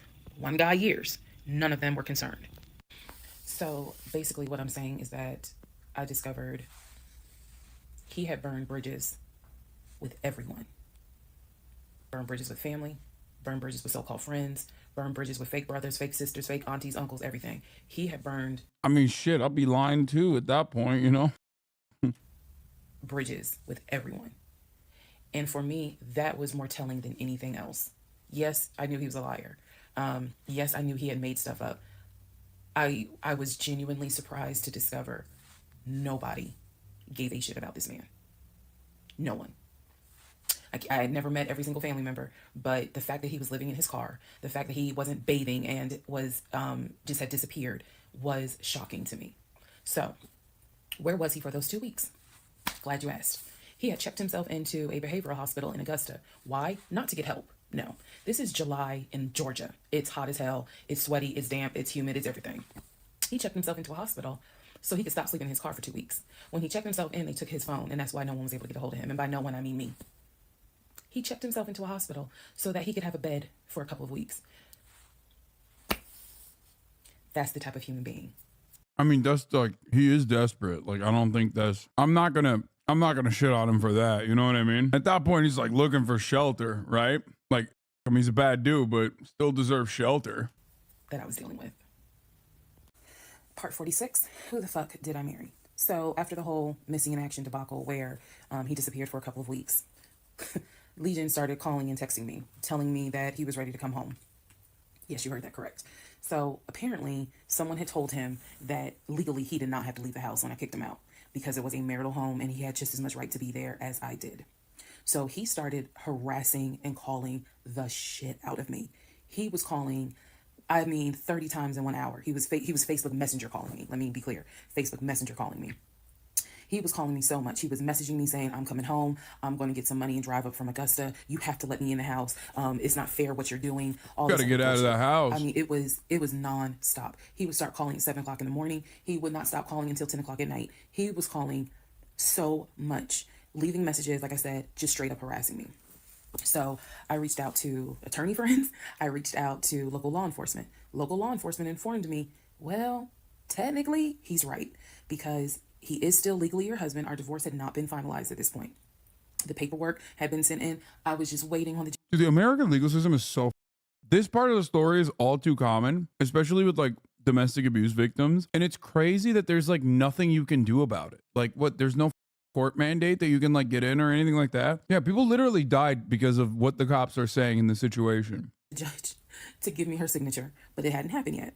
So the local law enforcement did tell me if he comes back, our officers would have to let him in the house. You don't have to stay there. They gave me different options. I mean, I was trying everything in the book because he is saying, I'm coming back to the house. I told him, do not come. You are not welcome. I'm not letting you in the house. Again, the locks had been changed. The code had been changed. So I told him, if you come to this house, step foot on this property, I'm calling the police and getting you arrested for trespassing. You should know about that. He was adamant. He was adamant that he was allowed back in the home. He didn't know the conversations I had with local law enforcement. But somebody was in his ear telling him, nah, you can go home because she's not allowed to kick you out. Okay. So I didn't know when he was scheduled to come because he was trying to get the money Straight up for the gas nightmare to get situation. back to Clayton County. I tried everything I could. Basically, what my options were simple. Let him in the home, and I can stay in the home, put him in a room, just have no dealings with him. But again, I don't want to be under the same roof with him. This is what the local police told me. I could have an officer go room to room and let his body cam film the room to see the condition of the house. And if Legion showed up, I would leave the house. I can go to a family member's home and stay there. This is literally in August, right before my lease is up. So I was... Why didn't they tell her that she could get a restraining order? Isn't that temporary or temporary fix? Ironic, because I've had this conversation with the police before, many years prior, when I was getting a sea of death threats. This is like before I even started on Twitch. That's why I always say, like, for 10 years I've been getting fucking death threats. This shit ain't new to me. And my manager was like really adamant. She was like, we printed out all the death threats. We're going to take it to the cops and we're going to try to do something. Cause like one of the dudes that was issuing the death threats was literally like involved with law enforcement. So they had found out my address through my license plate. So we took it to a detective and I was like, I don't really care. They're not gonna do shit. And the cops literally, first thing they told me before the even detective that I talked to, the first thing the cop told me was, remember chat, this is literally before I started streaming on Twitch. Okay. First thing he said was, yeah, you got to get a gun. We can't do anything. You got to get a gun to protect yourself. I was like, okay. That's insane. You're a cop. This is California. It's not easy to get a gun here. Okay. So that's number one. Number two, he was like, well, you know, restraining orders don't work in the way that you think it does. And he like went through this long, convoluted process of explaining to me, like, people think the restraining order is a temporary barrier that like physically stops someone from coming in. They can. It's just what they can still come over. It just is a way to file with the courts that this person is like illegally in your presence. So if they're trying to kill you, the restraining order is not going to do much. You know what I mean? It's like, we can only come after the fact, after the deed is done. I was like, all right, great. Thanks. I'll off. I literally was like, so what are you talking about? Like, you know, what do you mean? Like, so what happens like to I literally asked him, I was like, so what happens with like domestic violence situations? Like when people get restraining orders, like, yeah, this happens a lot. Actually, it's really sad. Nothing we can do about it. Straight up in that tone. It's like, okay. Already moving. I had already secured another home, did exactly what I said I was going to do, moving to Cobb County. So I just needed a couple of weeks before I vacate the home. So the other option was, you know, again, have the officer film the home with the body camera. That way it shows what the condition of the home is at the time that he moved in. So if anything gets messed up, I can sue him. What am I going to sue him for? But nevertheless, or the third option is I can stay there with him, make life miserable. So my plan was the option of have them film the home. I was not staying in the same house with him. I didn't care. Also, there was no guarantee, and I told the officer this, look, if y'all allow him to stay in this house, I am telling you by tomorrow morning, every utility in this house will be off. He will have no running water. He will have no air condition. This place will feel like a sauna. The officer kind of chuckled and was like, again, ma'am, I mean, this is one of those domestic situations. He is allowed in the home. Okay. So again, I had no idea when he was coming. I was on pins and needles. every day. I'm seeing the phone ring, like I said, about 30 times every hour. I'm seeing the messages. I'm seeing this. I had reached out to a police captain. I had reached out to the chief of police. I was trying to get all kinds of help. Like, it ain't what you know, it's who you know. So he eventually tells me I'm going to be there on Wednesday. This is just an example. I'm going to be there on Wednesday. I had been calling the police, a police captain who was really gracious, really kind, and was trying to help me because I was like, bro, I just need 2 weeks and I'm out of this house. Bro, remember, she's a civilian that worked with this police department. And they're still like, yeah, nothing we can do about it. I'm willing to bet if she was a cop, straight up, things would be very different. This is the special treatment she's getting as a civilian that works with law enforcement. Straight up gang, dude. No, it wasn't a cop who made death threats against me. The person who made death threats, I think, like, had cops he was friends with. And that's how he was able to track down my address from my license plate of my car. Wow, thanks. Guess I'll just die then. What if he was a cop? Should you just kill him legally? Yes. Why is everyone assuming Legion is dangerous? Was he violent or something? No, but like, what do you mean? People are assuming Legion is dangerous because he's like been caught in a massive and a pathological liar. It's perfectly valid for her to fear for her safety at this point, which I suspect she doesn't even fear for her safety. We are fearing for her safety more than she is, realistically. She wants to be left alone, and he's like, nah, that, I'm coming over. Previous wife had a restraining order for her fight. It wasn't, the restraining order wasn't the restraining order was put not against Legion as far as I understand, but the Legion got one against his wife, I think. Because he's homeless and has nowhere to go. Damn, dog. If someone is homeless and has nowhere to go, then yeah, no, it's okay. I got it. That's crazy. You have to be baiting, right? I'm actually a little confused in the situation. Like, yeah, we are obviously for, are you denying his right to a shelter? Wow, fake socialist? Yeah. It's like, dude, I know. Socialism means that like you should let your pathological liar ex stalk you. That's how it works. That's how it works, bro. Socialism is actually just gifted subs at the top of the hour. Honestly, there's no other form of socialism as valid as that. It's his house though, at least for a bit more. No, dude, that's crazy. House. And we already knew he legally could not go to the new house. I was trying to see if I could move in early to the new place. The landlord was like, with another really 50, what the fuck? So I felt like I was running out of options. He's saying he's coming. He's saying he's coming. He's adamant he's coming. I guess somebody felt sorry and gave him some gas money so he could drive from Augusta up to Clayton County. So the day before all this goes down, the police captain called me and he informs me that they ran his name through GCIC, which is a database that law enforcement agencies use. Turns out he has a warrant for his arrest. So the police captain says this changes everything. If he shows up to the house, that's don't crazy. Do anything, call us. That's crazy, bro. The cops are like, oh, great. That's free. That's free for us, baby. Like, I love that they're like, hey, if you're about to be like domestically violated by your now stalker ex-husband, who you are currently in legal battle with, who just is utilizing the legal system to just do whatever he wants, that's one thing. But let me tell you, okay, turns out he's got an arrest warrant. Oh, easy peasy, baby. We're there no matter what. He's like, great news. Your stalker ex-husband that you're trying to currently get out of a marriage with, well, it turns out he's also a criminal. So at least now we can, now we're interested. This changes everything. You can be bait for us. Yeah, he has a warrant. Say less. No shot the cops with a we Googled him. Turns out he's not a nice guy. Yeah. I will have officers to your home and they will simply arrest him. So I know that this is a short part, but I'm going to dedicate the next part to what happened when he showed up to my house. Part 47. Oh my God. Did I marry? So here's what happened. This was mid-August. Went to work as usual. It actually happened on a Friday. I had to look at the dates. It happened on a Friday. Went to work. Still, he was calling me, texting me, messaging me that he was on his way. And so I was a bit on pins and needles all day. I was dreading going home. And that cops show up, notice he's 6'4", let him leave. That is a horrible feeling to dread to go home. So he had called me and said that he was at the house in the driveway. I guess he had to use the restroom, so he decided to go to the Walmart up the street to go use the bathroom. I wasn't answering phone calls. I wasn't answering text messages. I simply called the police captain. I said, hey, he's saying that he's at the house. The police captain himself drove by the house, but I believe he drove by the house when Legion went to Walmart to use the bathroom. So the police captain was like, I don't see anyone there, but again, when you get home, if he is there, do not engage, call us. Okay, no problem. Because I got you on speed dial. So I go home. I'm on the phone with. I like that the arrest warrant all of a sudden magically makes him like a way scarier person in the cop's eyes. Like, same guy, okay? Same guy. What did he get an arrest warrant for?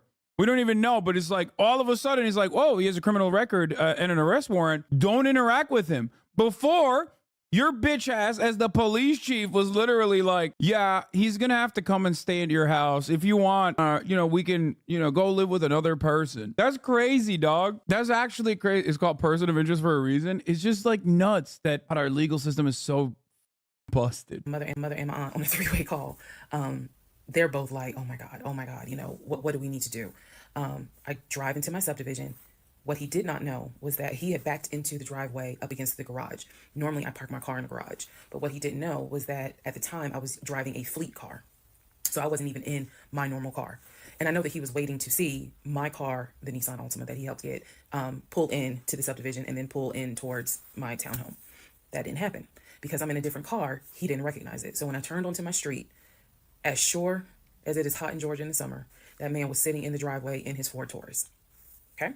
So I live at the time not far from a cul-de-sac. So when you go straight down, you just turn around the cul-de-sac to come back up. So that's exactly what I did. I went to the corner, turned off so that I can see the house, but he would not have been able to see me. I went ahead and called 911.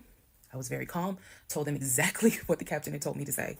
I was like, my name is, the address is, I need police here because my ex-husband is here. He is not supposed to be here. And I feel as though I am in danger. Wait, you should have said he has a criminal arrest regular warrant. phone call. She said, we're dispatching police to your home.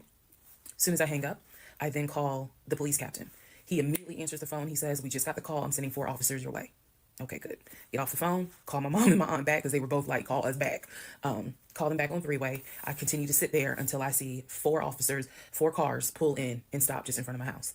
So then I ease up. He gets out the car, I guess, trying to see what's going on. I explain to the officer that walks to my window. I say, this is what's going on. So I was trying to sound extra law enforcement smart. I was like, check him through GCIC. You're going to find that he has a warrant out for his arrest for a violation of probation. And the officer kind of smirked because she was like, we know. That's it. This is a violation of probation. Oh my God. We already checked GCIC. The captain called us. So I was like, okay. So anyway, they tell me to sit in the car. They go up to the window of the car and ask him to step out of the car. He does. When he stepped out the car, I was like, oh my God. I hadn't seen him since the end of June when I met him at the UPS store. And he looked bad then. He was still in the same clothes. When I told you guys when I met him, he was like a size 3X. What got out of the car was easily a medium or large. Easily.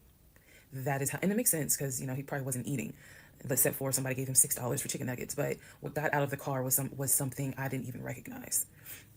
So he gets out of the car. They arrest him.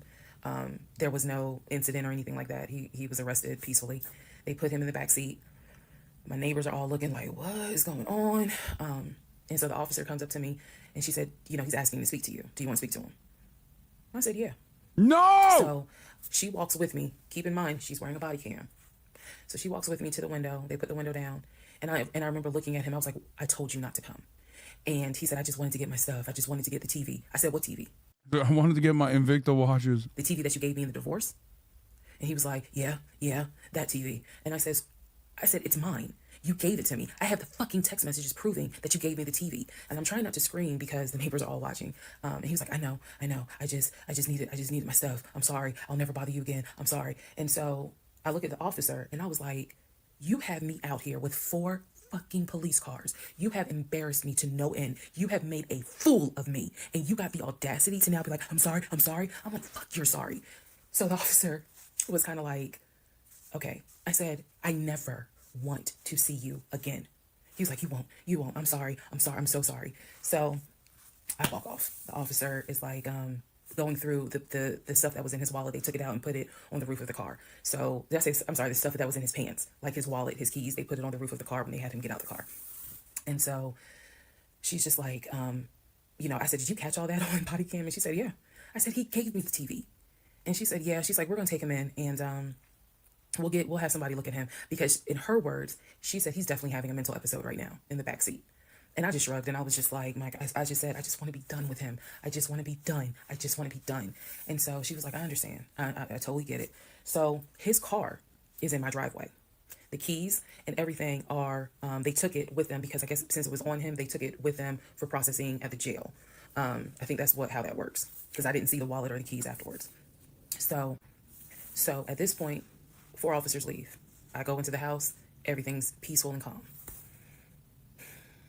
The more she's talked about his downfall, the more I felt bad for him. Like I hate to admit it, but it's just like he's insane. Okay. And I mean that both like in the colloquial sense, but I also kind of mean that in like the literal medical sense too. Like he's just so up. I don't know how else to describe it. Like he's just up, dude. A few minutes later, I go outside to check the mail. What's in the mail? But a letter from the court. I open it up. I go into the house because, again, it's hot. I had my wig on. My head is all sweaty and stuff. I'm just angry and just angry. That raised my blood pressure. So I go in the house. I sit on the steps inside the house, and I open up the mail from the judge, and it's my final divorce decree. And I'm smiling right now. But, y'all, when I got that divorce decree sitting on the stairs, I broke down into ugly Oprah tears. I broke down. It was as if a year worth of weight came off of me. I broke down, and I mean, I wailed. I broke down. I broke down so bad. Next part. All right, part 48. Who the fuck did I marry? So after I finished breaking down, wiped my tears, and his car is still in the driveway. I couldn't park in the driveway. So I called the car company. I had called the car company once before when he went missing for those 2 weeks to ask them if they maybe had a tracker on the car and could track it. And the nice gentleman informed me that the tracker had not been giving a signal off for about 5 months. So he wouldn't really give me details on the car, but obviously the car payment was not being made on that car. It had not been made on that car for quite some time. So he and I split in June, but apparently the car payment wasn't made long before June. Can't speak to that, but he still had the car. So, called the car company. I told them, I understand that y'all looking for this Ford Taurus. And the lady said, yes, or you can make a payment. I said, no, y'all can come get it. Here's the address. When do y'all want to get it? And she said, well, I can have a driver come get it tomorrow morning. I said, no problem. That car will be ready for you to get it tomorrow morning. And so the car was repossessed out of my driveway the next morning, Saturday. The driver was there about 7 o'clock in the morning. He had the master key for the car, cranked it up, drove it, put it on the tow truck, and left. Here's what that now means. When Legion left my house in June, he left with 2 bags of clothes. Everything else was in my house.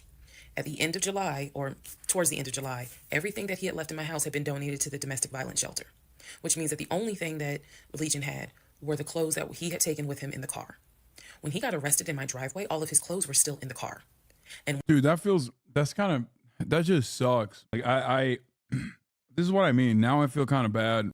Man, I'm such a pussy. Like he got nothing. He's homeless and now also devoid of a home. Like this is the only shelter he had is the car. Do not feel bad for these monsters. I still think like the system is supposed to take care of a person like this. Like he's just completely done. You know what I mean? Like the last thing that was like holding him grounded, the last thing that was like offering at least like a sense of shelter for this dude is gone. He's already homeless, but at least he had like a roof over his head. Oh, man. When the car got repossessed Saturday morning, all of the clothes were in there. Which means that when he went to jail, whenever he got out, he only got out with keys to a car he no longer had, a wallet with probably no money in it, and the clothes that were on his back. Everything else was gone. Now we can fast forward to what happened around August 29th. So I was scheduled to move August 31st. Remember, I'm moving up to Cobb County. We have been checking the court documents. He had a court date scheduled for around August 29th or August 30th. I don't remember the exact date. The court time was supposed to be around 9 o'clock in the morning. My mom was watching the court filings online, and according to her, because I missed it, they showed him on the screen because this was still during Zoom. They showed him on the screen, and then he was ushered out of the court into like a back area, and an attorney spoke on his behalf. Between the time that he had been arrested and the time of the court date, I had never in my life slept so good. Truthfully, never slept so good. I was officially divorced. I had no ties to him. There was nothing in the house of his there was nothing of his that was still in the house. I felt free. So when the court date happened and my mom told me what she saw on the Zoom, I was confused. Is he getting out? Is he having to serve time? What's going on? I called the courts. I tried to speak to his attorney, and his attorney had a horrible attitude and was like, "Why are you calling me?" And I informed him. I said, "Look, I'm a bit afraid of this man. So can you please just tell me if he is being released, or is he going to be kept, or if he is going to be sentenced to a longer jail term?" He said, "No, he's not being kept in a longer jail term because the warrant had expired." So when the police arrested him, yes, it was a valid arrest, but the warrant had expired. So I believe the warrant had expired like 6 months earlier, but of course it wasn't. Dude, I'm sorry, but God, I love the criminal justice system. It's so stupid. We have the dumbest criminal justice system of all time. There's just no justice at all at any part. Even when they're trying to be bad and like vindictive or draconian, they're just having a hard time doing that. Holy moly, that shit is so crazy. He's just, Jesus Christ. Yeah, it turns out he was arrested unjustifiably, which is why I said there needs to be a different, separate circumstance for domestic violence.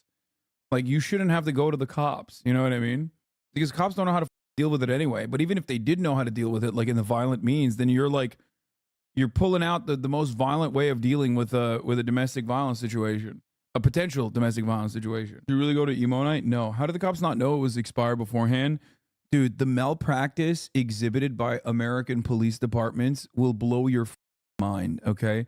This is what happens when you have maximum amounts of power and absolutely no accountability whatsoever. And also, he was 6'4". So the cops were like, "Oh shit, he's 6'4". This warrant is expired." Wasn't put in the system. Which means that if the court date is August 29th, he's going to be released August 29th or August 30th. I'm moving August 31st. So my mom was just like, "Please just spend the night at your aunt's house. Like, just spend the night at your aunt's house, then go back to the house during the day. The movers will be there, and then just move." So that's exactly what I did, because there was concern that he would get out of jail angry and catch an Uber with no money and come back to the house, either for retaliation or because he's just in a fucking manic mode. And so that's where he went. I really didn't want to take any chances. It's just that simple. I did not want to take any chances. I knew that at that point, legally, the law's on my side. Y'all are divorced. You have no reason to be at this home. I knew that that's what the police would say. But I wasn't 100% sure, because truthfully speaking, I did not know this man. We can make all the jokes we want. I did not know this man. I thought I knew him, but you never really know. He called her to get back to his place. No, she doesn't have the right to throw out her husband on a whim. Imagine if it was the opposite. That's crazy. Yo, Chatter is literally defending the dude coming back. No, that's insane. And yes, I can imagine a role reversal, and it would still be up. Why is it that like people think this is the maximum debate position you can put forward? Like, you think I'm just going to be like, "Oh, if it was a woman who like created an entirely false narrative and then turned around and was like lying the entire time, and then you found out about all of those lies, and then you filed for a divorce, and you were waiting for the divorce to be fully filed, but during the legal process where the divorce hadn't been finalized yet, well, I guess technically it doesn't matter, still your wife, so she could come and like be a freak when you're like, please don't come near me." That's crazy. Logical liar. So, needless to say, he got released August 30th. I went to my aunt's house for the night. August 31st, I went back to the house. The movers were there. They packed me up, and we got out of there so quick. I think they packed me up in about 2 hours. I honestly told them, "There's extra money in this if you guys can get me packed up," meaning loaded up onto the truck, because everything was packed. But I explained to them, this is a domestic situation. I need you guys to move quickly. When I moved out of that house on August 31st, anything that Legion touched, I got rid of. I sold the furniture. I sold dining room tables. I donated plates, glasses. When I tell you, I moved out and I started over. I completely purged my life. Being a freak doesn't mean you get thrown out of your home. That's insane, dude. That is actually insane. She has every right at that point to be like, "You can't come back here." I can't tell if you're like joking or not. Yes, it does. Dude, what do you mean? I have empathy to a certain degree for Legion's position, but like, that's actually wild that you're saying she can leave. Oh my God. Are you Legion? Are you Legion in the chat? What's happening right now? She can leave. She has a choice. He doesn't. Yes, he does. He already left at that point. You literally said he deserves shelter, but not her shelter. Exactly. What the fuck are you talking about? House ownership really changed you, man? Yeah. Guys, I'm gonna explain something to every single person that I think like maybe some people think that there's this like cartoonish depiction of the left out there that they subscribe to on their own for some weird reason. But like, having empathy for others doesn't mean that like for example, we talk about homelessness all the time, right? I want there to be a housing first policy in terms of dealing with homelessness. I want to make sure that the market forces are not pushing people out of the housing market. Okay. This does not mean that I think it's fine and dandy when like a homeless person is like, for example, terrifying your mom outside of your apartment and they're like having an episode. The way to deal with that obviously is not always going to be to call the cops unless there's someone like directly assaulting you, okay? But it's still not a good situation. Do you understand that? Like there's a line beyond empathy at that point. The people who need this explained to them need seriously help. Some people, I think, unironically are like, you're wrong. If someone is homeless, if someone is devoid of a home at that moment, in that point, like they should be able to go back to this person that they've like literally pathologically lied to endlessly, who very clearly do not have like the mental wherewithal. Like they should be able to live there. Is crazy. And I don't know what you mean. This is like excuse understanding of socialism. Yeah, there's I think a lot of people that just like think that this is like what this dude was doing is not valid, but that doesn't mean that he shouldn't be able to live there. And I don't know if you I just don't think you can put yourself in her shoes at all. I think that's what it is. I know it is her house. That's the other thing. It's literally her house. Completely started over. I mean, I was not willing to take a single item into my new home that reminded me of him. From the dishes in the kitchen to the towels in the linen closet. When I tell you Amazon and Ross were my best friends, I mean they were my best friends because I could not fathom moving into a new home, a new space with anything that reminded me of him. I sold the bed, got a new bed. If he had bought me clothes, I got rid. Shout about to be like, that's illegal. She shouldn't be allowed to sell the bed. She should have to sleep in the same bed. And actually, I'll take it one step further. He is legally supposed to sleep in the bed with him. I think that that's how it's supposed to go. Chatter about to be like, no, actually, that's not allowed. Okay. She has to wear the Invicta watches while in bed while they're having sex. Do you understand? That's just how it works. Okay.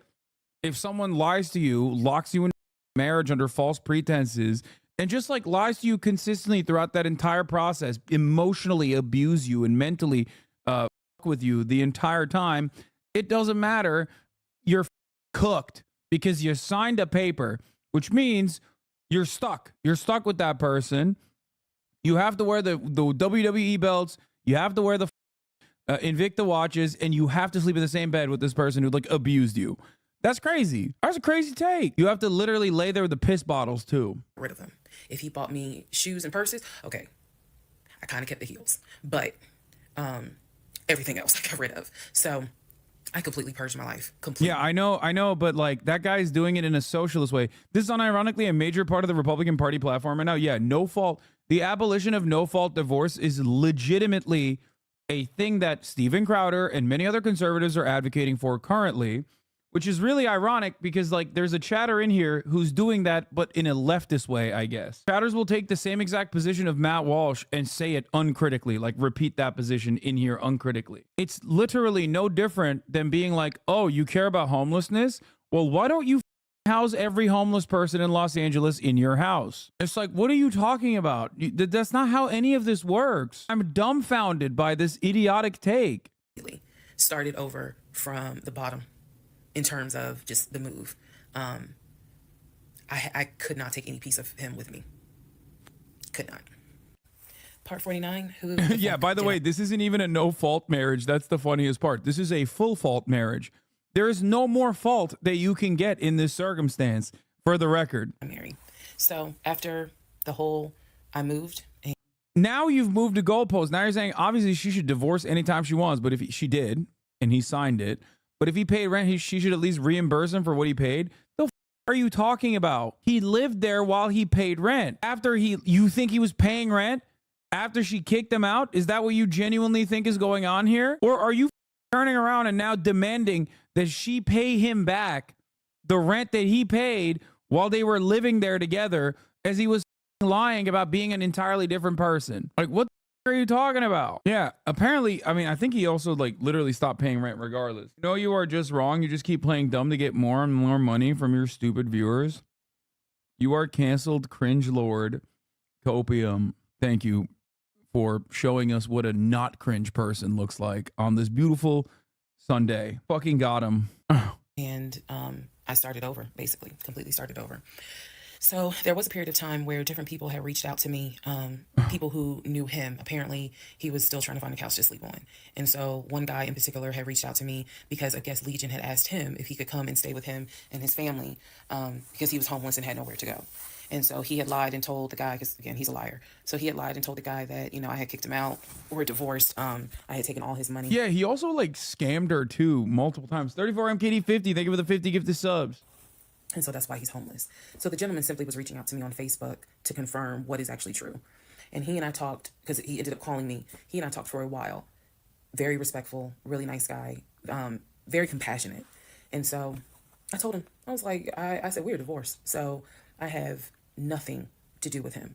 I said, I wouldn't bring him in my house with my family if I were you. But that's just me. And so the guy was like, lady, he didn't say lady, but He's gifted 26,000 subs. It's really funny when you think about it because like it's Turkish lira.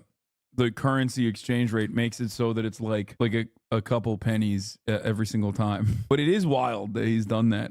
26,000 is so much, which is still an incredible amount. All right, let's continue. But he was like, lady, you dodged a bullet. He was like, I know you may not see it now, my sister, but you dodged a bullet. You dodged a bullet big time. And so, just in talking to him, he was very encouraging. Like, it sounds like you got a good head on your shoulders. It sounds like you're a good woman. And no, he was not flirting at all. He was like, it sounds like you're a good woman. And I really hope this does not mess you up. Like, don't let him mess you up. Don't let him like diminish your shine kind of thing. And I appreciate that. I did. Because at that time, again, she was not dodging the bullets. She was eating the bullets. Okay. She was taking it. She was tanking the bullets, sure, but she was certainly not dodging them. She got hit like every time. Had moved into my new place. 2021 was the worst year I ever had. I'm not saying that so that she got shot like 9 times and then literally handed him a second magazine so that he could reload and shoot again. Okay, until finally she was like, I'm done. 2021 was a dark year. Started out married, end of the year divorce, end of the year with COVID and divorce, and that period of time, that August, September time, I felt like I was just walking around like a numb woman. I didn't know if I was coming or going. I didn't know what to do because I felt like I had just been through hell. And it was a period of time where I had to sit down and I had to really, really deal with some stuff that I just simply was not ready to deal with. Things that I had to come to grips with that I really wasn't ready to come to grips with. So fast forward all this time, get to December of 2021. Yes, this is where the story does end. Get to December of 2021. I am out sick with COVID. I'm not at work. I get a phone call from my coworker telling me that Legion has called our job looking for me and was trying to get information on how to reach me. Yes, I had already changed my number. Again, I had already moved, but he knew where I worked. So apparently he had called trying to find me.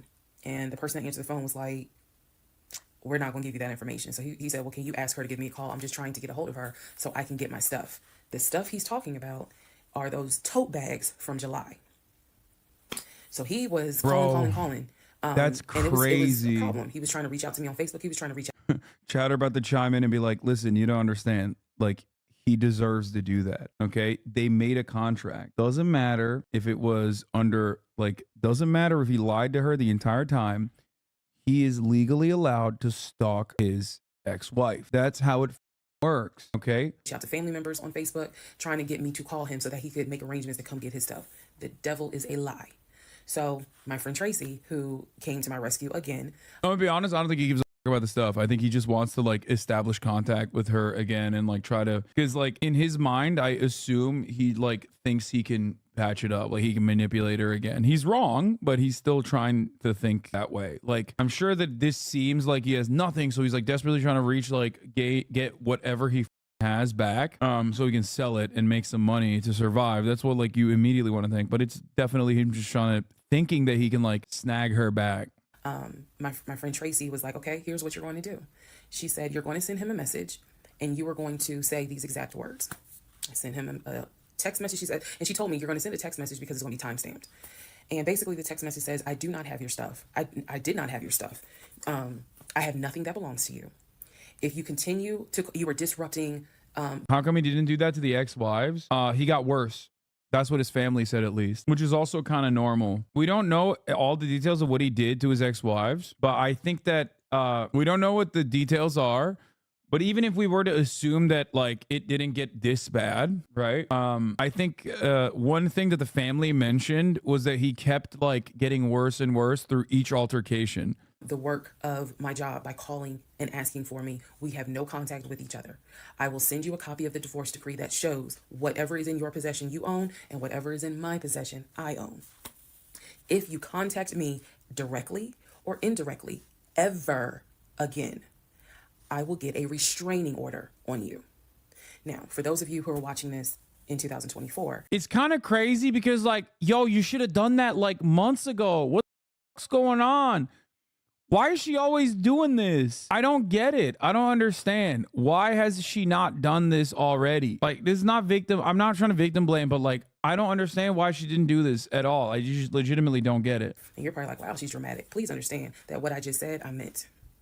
No, we don't think you're dramatic. We think you should be a little bit more dramatic. If you think that that's drama, be more dramatic, please. That if you ever try to contact me directly or indirectly, I will get a restraining order. I have it in writing. I've always had it in writing. And if I need to rewrite it again in 2024, I will, because the boundaries still stand. And that, ladies and gentlemen, is the last time I had any contact whatsoever with my pathologically lying ex-husband. Part 50, who did I marry? So. Oh, this is it. This is the final part. That's crazy. There's some realizations I had to come to after the divorce and everything The end. that passed. One, Legion never loved me. He never loved me. He doesn't love himself, so I know he didn't love me. Number two, he didn't even like me. He watched me get excited about things that he knew I was not going to get. And not even just the possession stuff. Like, of course, we know I was excited to be the woman whose husband is like, I'm taking my wife to London. I was excited to be the woman whose husband was like, yeah, I bought my wife a brand new BMW X5. You have to understand is all the jokes that we make about the BMW.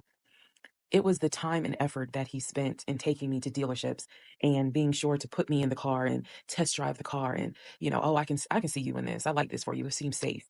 It was the effort to really make me believe that he was going to get this just for him to fuck with me. The effort in taking me to all these homes, to see my face light up as a woman who grew up on welfare, to be able to walk into these 4 and 5 bedroom homes, knowing that he didn't have any money to buy it.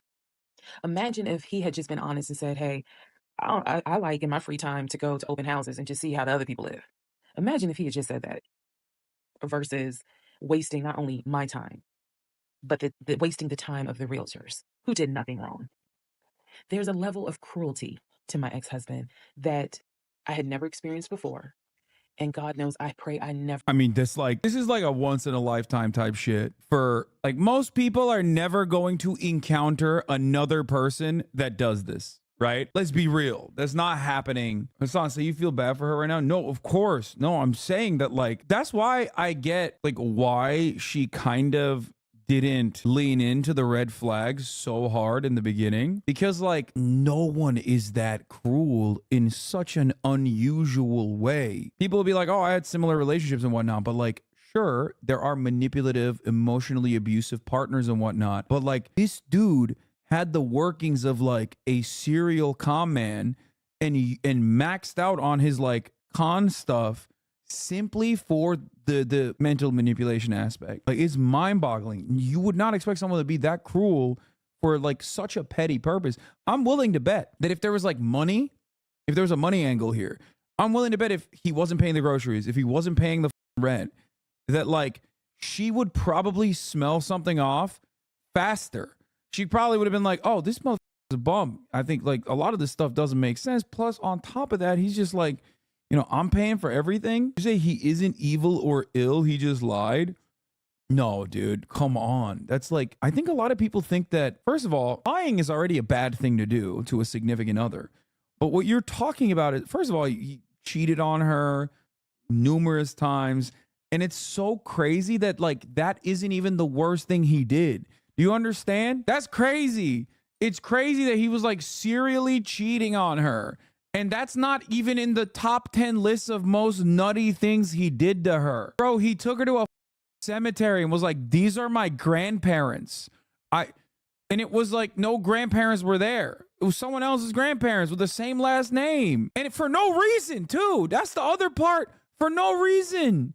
He was just playing abuse for the sake of abuse. He was like, I love this shit, dog. I'm invested in it. You got no respect for a genius world builder? I don't. Because you want to know why I don't have respect for a genius world builder? Because he could have used that for something sick. Okay? He could have used that for something cool. He could have robbed a bank or some shit. Okay? But he didn't do that. He didn't do shit. He world builded. He world built specifically for this one person. Like, it's just so weird and evil. Never experience it again. That's the word that comes to mind when I think of him. He is cruel and it wasn't just me. He did it to the ex-wife. Yeah, he could have like embezzled a trust fund, baby. Still would have been up, but like it would have made more sense. I trust the people who were in my life before him. If we were friends or if we were in a relationship or whatever, and I knew you before him, I trust you explicitly. But if you're somebody I just met, I don't trust you. I don't. There's no point in me getting on here and saying and making it seem like, oh, I'm so strong, I'm so brave. I struggle big time. Because on one hand, I want to like someone. On the other hand, I'm immediately thinking, what if it's a repeat? And I'm going to be honest with y'all, I can't go through that again. I can't. Every single thing in our relationship was a lie. It took me a while to realize every single day, this man lied to me. Every single day, he lied to me. Every conversation he had was a lie. I will never know how much he lied to me. I'll never know. I've made my peace with it. I will never know how deep it really, truly goes. I only know what I... It's especially funny because I love con men, right? Whether it be Donald Trump, George Santos, or just like any kind of con man. I love con men. I love con men stories. And that's part of the reason why this is such a compelling story is because he is a con man. But it's just like, but like this is, you know, literally the most insane version of that. Someone in the chat said, oh, isn't this kind of like that guy who lied about being a Saudi prince? No, because that guy at least was like stealing money. He would like stay in hotels, live a lavish life, present himself a certain way, and then like get amenities out of it. This motherfucker didn't do that. The only amenities he got was like the manipulation, like the fun you got out of like mentally manipulating a lower middle class woman who works for the Georgia State Police. You know what I mean? Like, she didn't do shit. She's like, it's the worst kind of person to victimize. Like, she's done nothing wrong. Just a normal lady who's like looking for love. It blows my mind. It's the invert. Yeah, it's reverse Saltburn, dude, with no murder at the end either. Like, at least at the end of the Saltburn sequence, like he gets the house and shit. Like, he takes over the entire family estate. This guy got nothing. He can't even get his fucking TV back. I experienced, and I only know what God allowed me to see. But I'm willing to bet that there's a lot I still don't know. When people say, oh, you dodged a bullet, like you just, and I've read a lot of the comments on this, and people have sent me a lot of the comments. And so I need to make one thing very clear. She did not dodge a bullet. Aware I dodged a bullet. I am so grateful to my God. She tanked the bullet. I think that's the more proper term here. She tanked it. She survived, but she definitely didn't dodge the bullet. I'm sorry if that offends some of you, but it's the truth. I'm grateful that we didn't buy a house and that I'm not financially tied to him in any way, shape, or form. But I am also grateful for the fact that there are things about my ex-husband that I discovered in terms of how he is when it comes to other women. And I'm grateful that God has kept me and protected me. That's all I'm gonna say. So when I started out making this series and I made the decision to tell my story, my motive was, I just want to help one person. If there is a woman out there who's like, God, I want to be married and I met this guy and something don't seem right, but maybe it's not that bad. My advice is, honey, just go ahead and do your research, because I can honestly tell you, being single sucks. Okay. In my opinion, sometimes it sucks, but being married to the wrong person is a type of hell no one should have to go through. You should not have to be married to someone that does not like you. You should not have to be married to someone that doesn't even love you. And I know what that is like. I know what it's like to be told, hey, babe, I love you. And yet The moral of the story is if someone tells you that they played arena football, Google the salary and you will very quickly find out. I thought ladies were good at this. Like, no disrespect, but like I thought you know, for self-preservation and like genuine defensive purposes, because you don't know who you're, you know, putting your life on the line with, technically. You know what I mean? I thought that a good background, a little bit of brief background check is in order every single time, for sure. And also, never trust men who are 6'4". Okay, just don't do it. And I say this as a 6'4" ass man. Okay, I'm 6'4" and I wear platform Doc Martens and I appear 6'6" sometimes. You know how messed up that is? I'm a bad guy. Who the does that? That's crazy. Date short kings. That's the moral of the story. Look, I'm always there for my short kings. Okay, I'll be there no matter what. I swear, I think that man sat back in the recliner with his WWE Championship Roman Reigns belt and laughed his ass off at me every day. Like, damn, she really believed it. Ha ha ha ha ha. I do. I really do think that. Shitting on our arena football kings out here getting CTE just to go band for band with McDonald's managers. Excuse me.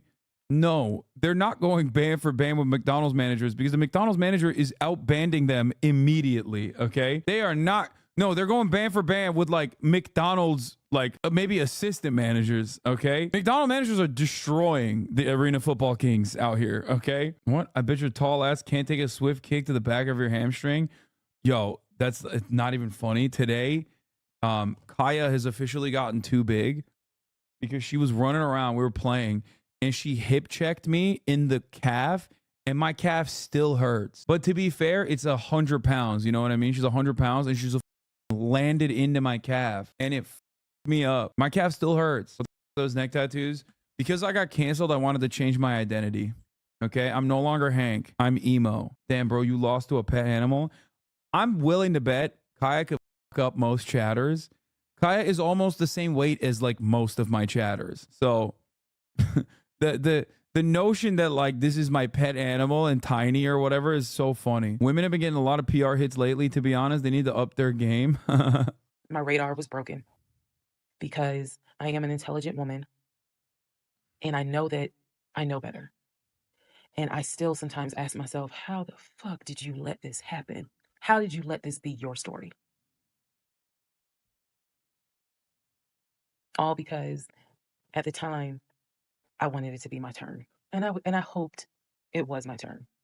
And when people say, well, what do you mean by that? I just meant, we all see it, whether it's social media or real life, we all see where the woman, she done been through some stuff and she finally met someone who appreciates, loves, and respects her. And it is a beautiful thing.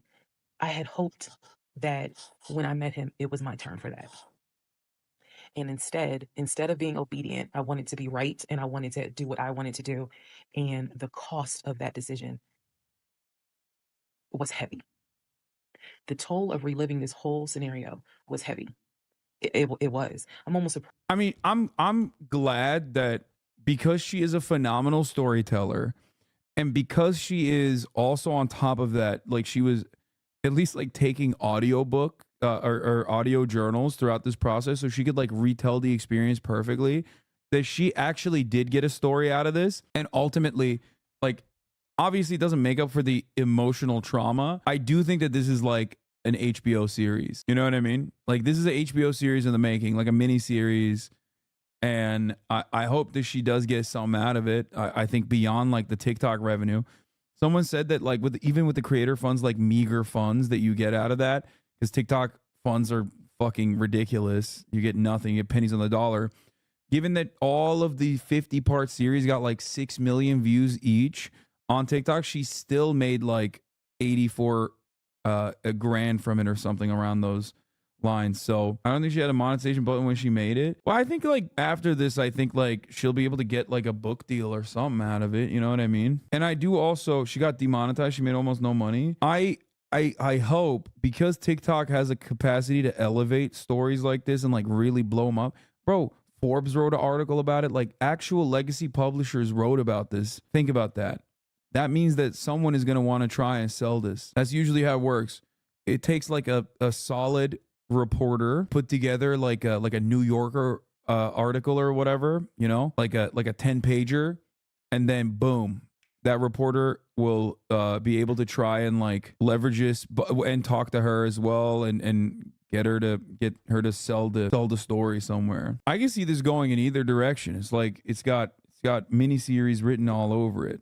You know what I mean? No, I don't think it's Lifetime original. You guys are wrong. Bro, there's a time.com article. Come on, dog. A woman's 50-part TikTok series about her marriage is the internet's latest obsession. That's from 4 days ago. And it's not the first time a viral story got like a deal in a movie. I know who wrote this, by the way. Now let's look at Legion's side of the story. In the interest of doing a journalism, we got to hear from Legion's side too. Which, by the way... Because this one right here, oh, this gonna make you laugh. Rumor. Let me just start out by saying, okay, this is not what I thought he was going to be looking like. Okay, the way she presented the story, I thought like he looked more like a smooth operator. You know what I mean? Risa Tisa ex-wife who straight line to y'all. Look at the amount of re-uploads on TikTok. This shit went crazy. It's sad because it's completely false. And we went to marriage counseling, didn't work, and we broke up. But my message to her is please stop lying to these people, and you can tell them the real reason I left you, you cheated. I caught you in the house with Bradley, and we went to marriage counseling, didn't work, and we broke up. More to the point, I haven't decided who I'm going to talk to exactly or go on whose page or whatever. But I'm going to go ahead and let y'all know that she lied about everything. Follow her, don't follow her. That's up to you. All that stuff she said, it's complete lies. I know what you're thinking. No, you are the complete liar. I went ahead and went through his TikTok account, pulled up some of his videos because y'all, he is a relationship coach. Oh yes, you heard me. A relationship coach. Oh, yo, are you for real right now? Oh my God. Oh my God. Oh, what? No. Are you? Oh my God. Be for real, dude. Oh my Lord, holy moly. Oh, Jesus Christ. He's a Sigma male. Yeah, he's got the keffiyeh on too. He's pro-Palestine. That part we're just going to avoid, okay? We're going to avoid harder than the fucking top of the hour ad break on that one. This is, oh my God, there's too many reveals. Too many big reveals happening at once. That's crazy. That's crazy. I mean, does it work? Does this relationship advice work? Kind of, if you want to be like, I mean, short-term gains, you know, short-term gains, massively consequential down the line. I don't know, dude, Legion looking pretty rich in this picture. I mean, you can see the Invicta right there, if that's Legion. Relationship guy, what's going on? Relationships are hard work, but you got to put the time in and the effort. Sometimes people make the mistake by not putting the time or the effort in to their relationship, but they just want it to work and it all flows smoothly. It doesn't work. Bro, oh my God, bro, I swear to God, people are going to be like, well, he's giving good advice. This is like going to him for relationship advice. It's like going to Andrew Tate for like fitness advice. Okay. This is the ex-wife, by the way. She also popped off on TikTok. I mean, this makes sense. Like the fact that the fact that he's like giving relationship advice does kind of make sense. Like a lot of red pill Andys are, you know, just as up. Like that. Relationships are work. You got to put the work in. Don't expect to reap the benefit if you're not going to put the time in. The message from your guy, the relationship guy. Women will literally always take advantage of you if you're the type of guy that lets them. You see, if you always just let it slide when a girl does something to you that you're not actually okay with, well, like, that's how it happens. You just got taken advantage of. She cancels plans at the last minute. You don't say anything. She shows up late to the date. You don't say anything. She's on her phone on the date. You don't do anything. Even though it doesn't seem like a big deal, you just set the tone that going forward in this relationship, you can kind of do whatever you want, and I'm not really going to say anything or do anything about it. I'm that type of guy. You need to learn how to calmly but directly communicate when things are not okay with you, and then you'll... Yeah, even if they're all lies, you have to always calmly and directly communicate. Like, even if, like, for example, let's say you calmly and directly communicated that you have a sister or you have a grandmother. Calmly and directly tell your partner that she died due to COVID. Then calmly and directly drive her to the cemetery after finding a gravestone with the same last name, and calmly and directly point to the gravestone and say, "This is where my grandparents are. This is the way to do it." Calm and direct. Never be taken advantage of ever again. Some people say clothes ain't something they need, but it actually is something you need. You have to have it. And some of y'all breaking up for the wrong reason. So really think about that before you just start, you know, throwing everything. Risa don't want nothing to do with you. She doesn't need her closure. Leave her alone. Stop harassing her. That's my forever wife. We locked in. I will fight like a real man for the one I love. Oh my God. Out the window, because finding that special person is hard in this world today. So think about that before you just start running your mouth. Friend of mine got some great news. He moving up, all the way up. Okay, he does have some charisma. I know chatters are gonna be like, oh, you, whatever. No, I can see it. I can see he has to have a little bit of a smooth operator in him. Like even the way that he's like invested in his own lies. Look beyond the immediate aesthetics. Okay, look beyond the immediate aesthetics of like how he presents himself. Forget like everything that you know about him. He does have a little bit of a con man riz. Maybe you should just leave it alone.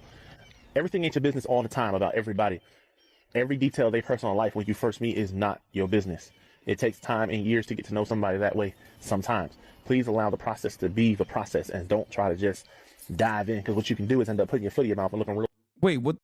They're asking a question about your knee, man. What's happening? What is he responding? He's responding to a question about the knee, and he's just like stupid at the end of the day for saying something, making a comment about something you don't even know. For this next video, he originally had a picture of a clothed baby while he was saying this, and it just was too nasty to me. So if the words don't match his on-screen, it's because the picture I was not about to put up. That just was some weird shit. Would you guys consider jacking off to be a sport? I don't know about you, mother, but I consider that shit to be a sport, okay? If people can sit back and label goddamn golf, which is the boringest sport in the world, think about it. What the athletically are you really doing? Nigga is nasty, right? Nasty. And after that, you know, the people was getting on his ass in the comments. So he gonna say, there are too many comments. It's too much. If you guys keep commenting mean things on my posts, I'm going to stop posting. Then your little lies have no place to take it out on. Your choice. My next video won't be usual. I need to tell my truth, but the truth has been spun around too much. With evidence, the sheep are blind. This is what God predicted in Revelations. I believe I am the coming forth of what is coming next in this world. I can save you all. I will speak through pictures in a code. that was EDP. Oh, that the person talking wasn't him. That was EDP. Hasan, you should do a whole stream where you don't say one word so you're never clipped out of context. I mean, the irony is that my haters also say that that's what I do anyway. They say that I just sit there and I let the videos play. So like, in a way, I've been canceled for that as well. I've already been canceled for that. Where they'll just be like, oh, look at this asshole. He doesn't do anything. He just doesn't say anything. He just plays a video. Yeah, I don't even sit there. My chair does. Only true believers can understand. This is the forthcoming. Keep your eyes open. Nigga, if you can't spell big words and you don't know how to really articulate yourself on video and it's fucking with you that the people is talking shit on you, just say that. Because speaking through pictures, that's code for I can't read and I can't spell big words and I'm not good at talking on camera. That's what that's code for. He ain't stopped there though.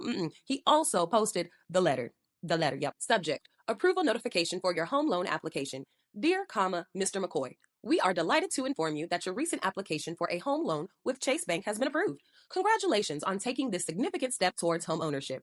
After careful review of your application and financial details, That's so sick that he was like, here's the scam letter I showed my ex-wife. Hasan, you should do a whole stream where you don't say question is, when are you going on? I'm not going on. I don't have the body fat percentage to take my shirt off and sit in front of a fucking camera in front of thousands like that. We are pleased to offer you a loan amount of $700,000 Not for a while. for the purchase of your home. We understand that finding the right property is an important decision, and we are committed to assisting you throughout this process. Your approval is a testament to your sound financial standing and creditworthiness, and we are confident that you will manage your financial responsibility.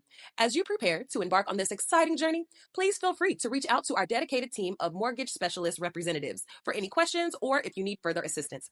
We look forward to helping you secure your dream home and being a trusted partner in your home ownership journey. Best regards, Reggie Daniels, loan officer, Chase Bank. He also posted, why would anyone, oh my God, this is his Grand Cayman Islands secret account. his bank account, the Caymans, the over the seas. Now, I don't Okay, if this was real, that would be really funny for him to just like self-dox his like secret offshore account. That's how you know this shit is not real at all, okay? know about you, but doesn't this look like a screenshot from like a 1998 Windows computer? Like this looks like you did go on Google. You thought to yourself, oh, I'm gonna go on last page of Google because this bitch ain't never gonna know if I go on last page. And you thought you was gonna sell it. I assume this is a oh my God, 1 2 3 3 4 5 2 9 3 9. It says the balance is what? Minus $72. He has a mortgage payment on here of $710, which put him in the fucking red. And his offshore account, which apparently he's making offshore account, which he's making like payments off of, he's getting hit with a fucking overdraft fee of $5. I don't even know how you can do like direct payments off of your offshore account. Bro, is a list of requirements for women. Oh my God. Requirements in a female. Not lazy, good cook, cares for the man, is a woman of her word, knows her place as a woman in God's kingdom, big booty. Why'd you got to put that so close to one another? You know what I mean? He's like, must be godly, must be firm believer in God, thick ass.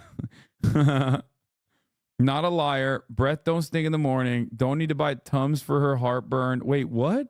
Healthy cholesterol, won't kill my baby, won't eat junk food with my baby in the womb. Oh, this is a shot at his ex. I think he's saying like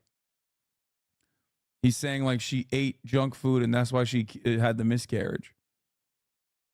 Yeah, this is literally, even the heartburn and shit, I assume, is too specific.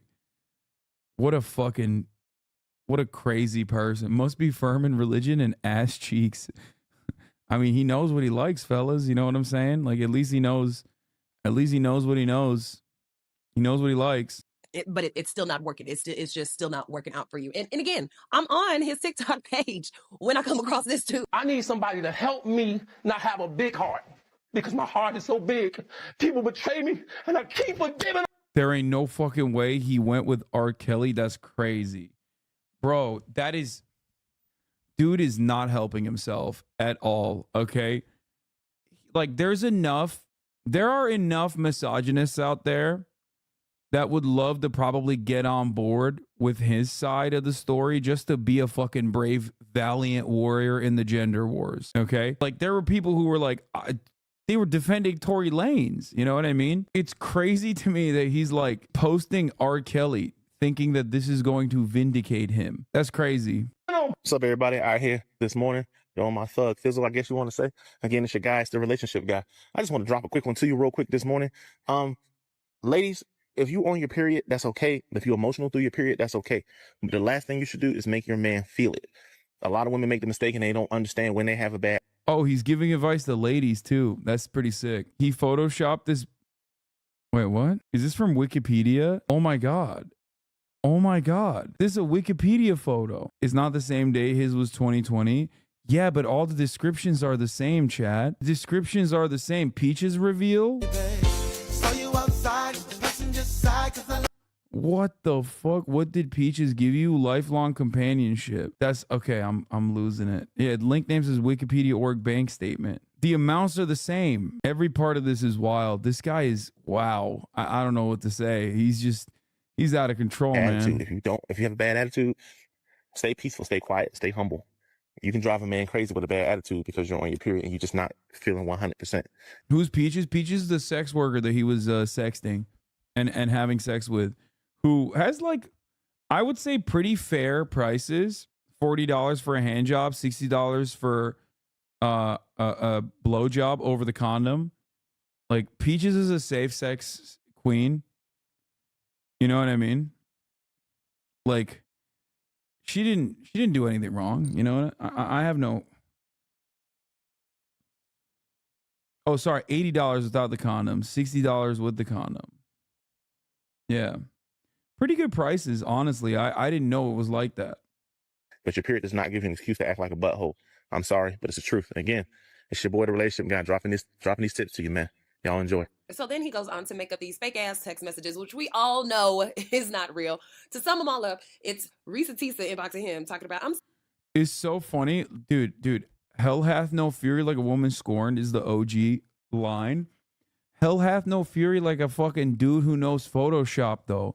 He is like he's a Photoshop god, dude. He's constantly fucking doing this. It's pretty crazy. He's constantly fucking Photoshopping shit. sorry I did this. I didn't mean to lie. Boy, we know you the king of making some screenshots up. I'm sorry I spent my money on HIV treatments. I have to now too because you messed with Bradley and got me sick. I'm sorry. I'm sorry for everything I've done to you, Jerome. I'm a man of God, so I forgive you. Can we fool around again? You don't got me sick and then keeping it with Peaches.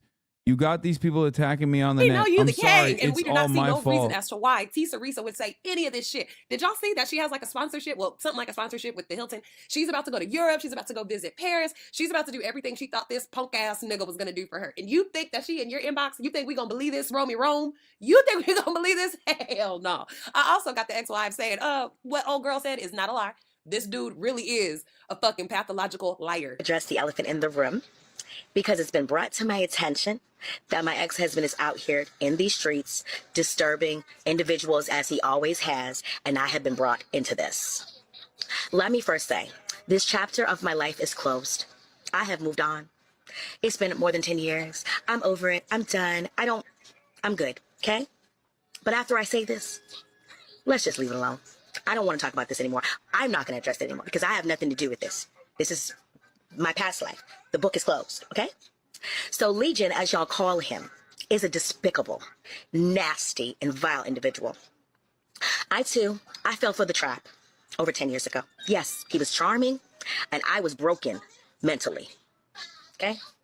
Understand, self-love was not here at all for me to actually love myself enough to understand that this is not love.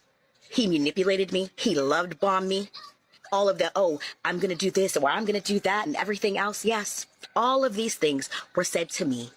Guess what? None of it happened. He's manipulative, and he literally tried to ruin my life. He had family turn against me because he wanted to tell people lies about me and things of that nature. And unfortunately, he's very, very good at what he does. It took me many, many, many years to get past that. I'm telling you. I have healed. And with the situation being brought back to me, it's like cutting me back open with a dagger because I was already healed up. The Band-Aid had been left. I've gotten married. I'm happy. Been good, right? But this man is a pathological liar. He gave up all types of promises, but to the cars and houses just like Risa. But guess what? None of that ever came to pass, right? So I just need for people to know that this situation was traumatic as hell for me. And then I hear about, because I've not watched any of the videos, because for what? Like, it's not my business anymore. I feel bad for anybody that he comes into contact with, and I will tell any female that sees his picture, don't ever, just let it go. Because he needs some serious mental help, and he needs to be evaluated and be locked away. So that's what I will say. This man is a problem. And as far as like me not filing for divorce, I didn't file for divorce because I was afraid for my life. I didn't want to be served. I didn't want to. In order for me to file, I would have to tell him where exactly I was, and I didn't want him to know that. So no, I absolutely was not filing because I was afraid at the time. But guess what? It was ended before it even really started. But at the same token, I still was very, very, very not mentally, in love with myself. So that's one of the things that really got me. So I genuinely feel empathy for the women that have been down his path. When all this stuff was going on with him and I, there was no social media, TikTok or anything like that. But at the same token, I just wanted to heal through my processes. I didn't want to sit there and have to tell the whole world my business because I'm a very private person and I don't do drama. I will also say this. I did not hit Legion at all. I did not hit this man. He went to jail because he was impersonating a police officer, telling people that he was a detective of the police department in Atlanta, Georgia. And that is why he went to jail. Also for stalking one of the guards that were over where we lived at. That is why he went to jail. So he didn't go to jail because of we never went to court about me putting my hands on him. My son did, yes, interact with him. And my son, yes, he did put his hands on him because he threatened me for the last time. And enough was enough. As you go through life, you can either sit down and continue to take it, or you can get up and triumph and do what you need to do so that you can make your life better. And at that point, enough was enough for me. I was done. I was no longer going to be the victim because I'm not a victim. I'm not a doormat. You can't step on me. You can't do whatever you want to do to me and me take it. So I left. This is the first wife, yeah. I will also say, I need people to understand this is my life we're talking about, right? So this situation is triggering. But it's triggering me because it needs to be said. But it's one of those things where I was okay with not saying it. I was good.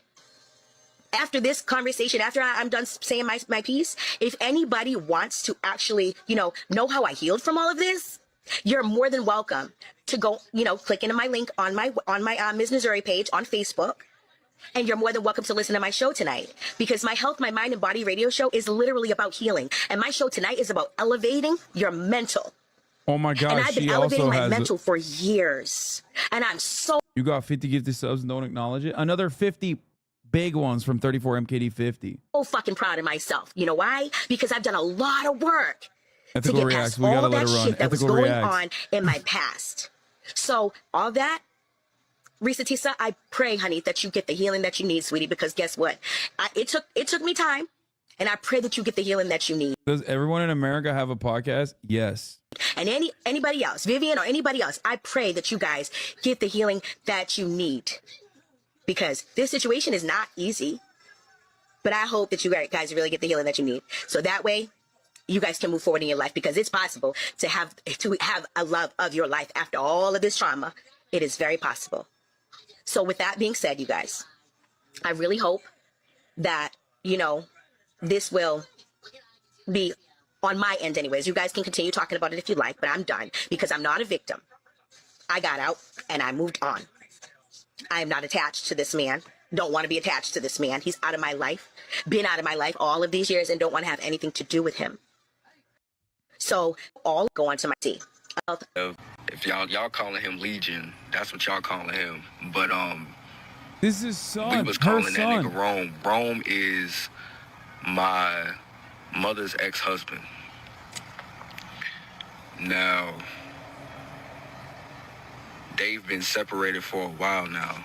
Gotta be over damn near 10 years. Gotta be shit since like 2015, 16, damn near that time, something like that. But he just like everything that lady was telling y'all. And I haven't listened to all of her story, but from what I have listened to, she's 100% telling the truth. And I'm telling you, she's telling the truth. My mother's name is Latoya, and she is the wife that was before the wife that the lady talked to and had the conversation with. All right, anyway, we saw okay, enough. So there's a Legion extended universe, but I'm not all that interested in the entire one. But this dude is like, I mean, he's out of control. He's done all the craziest shit. He's done it all.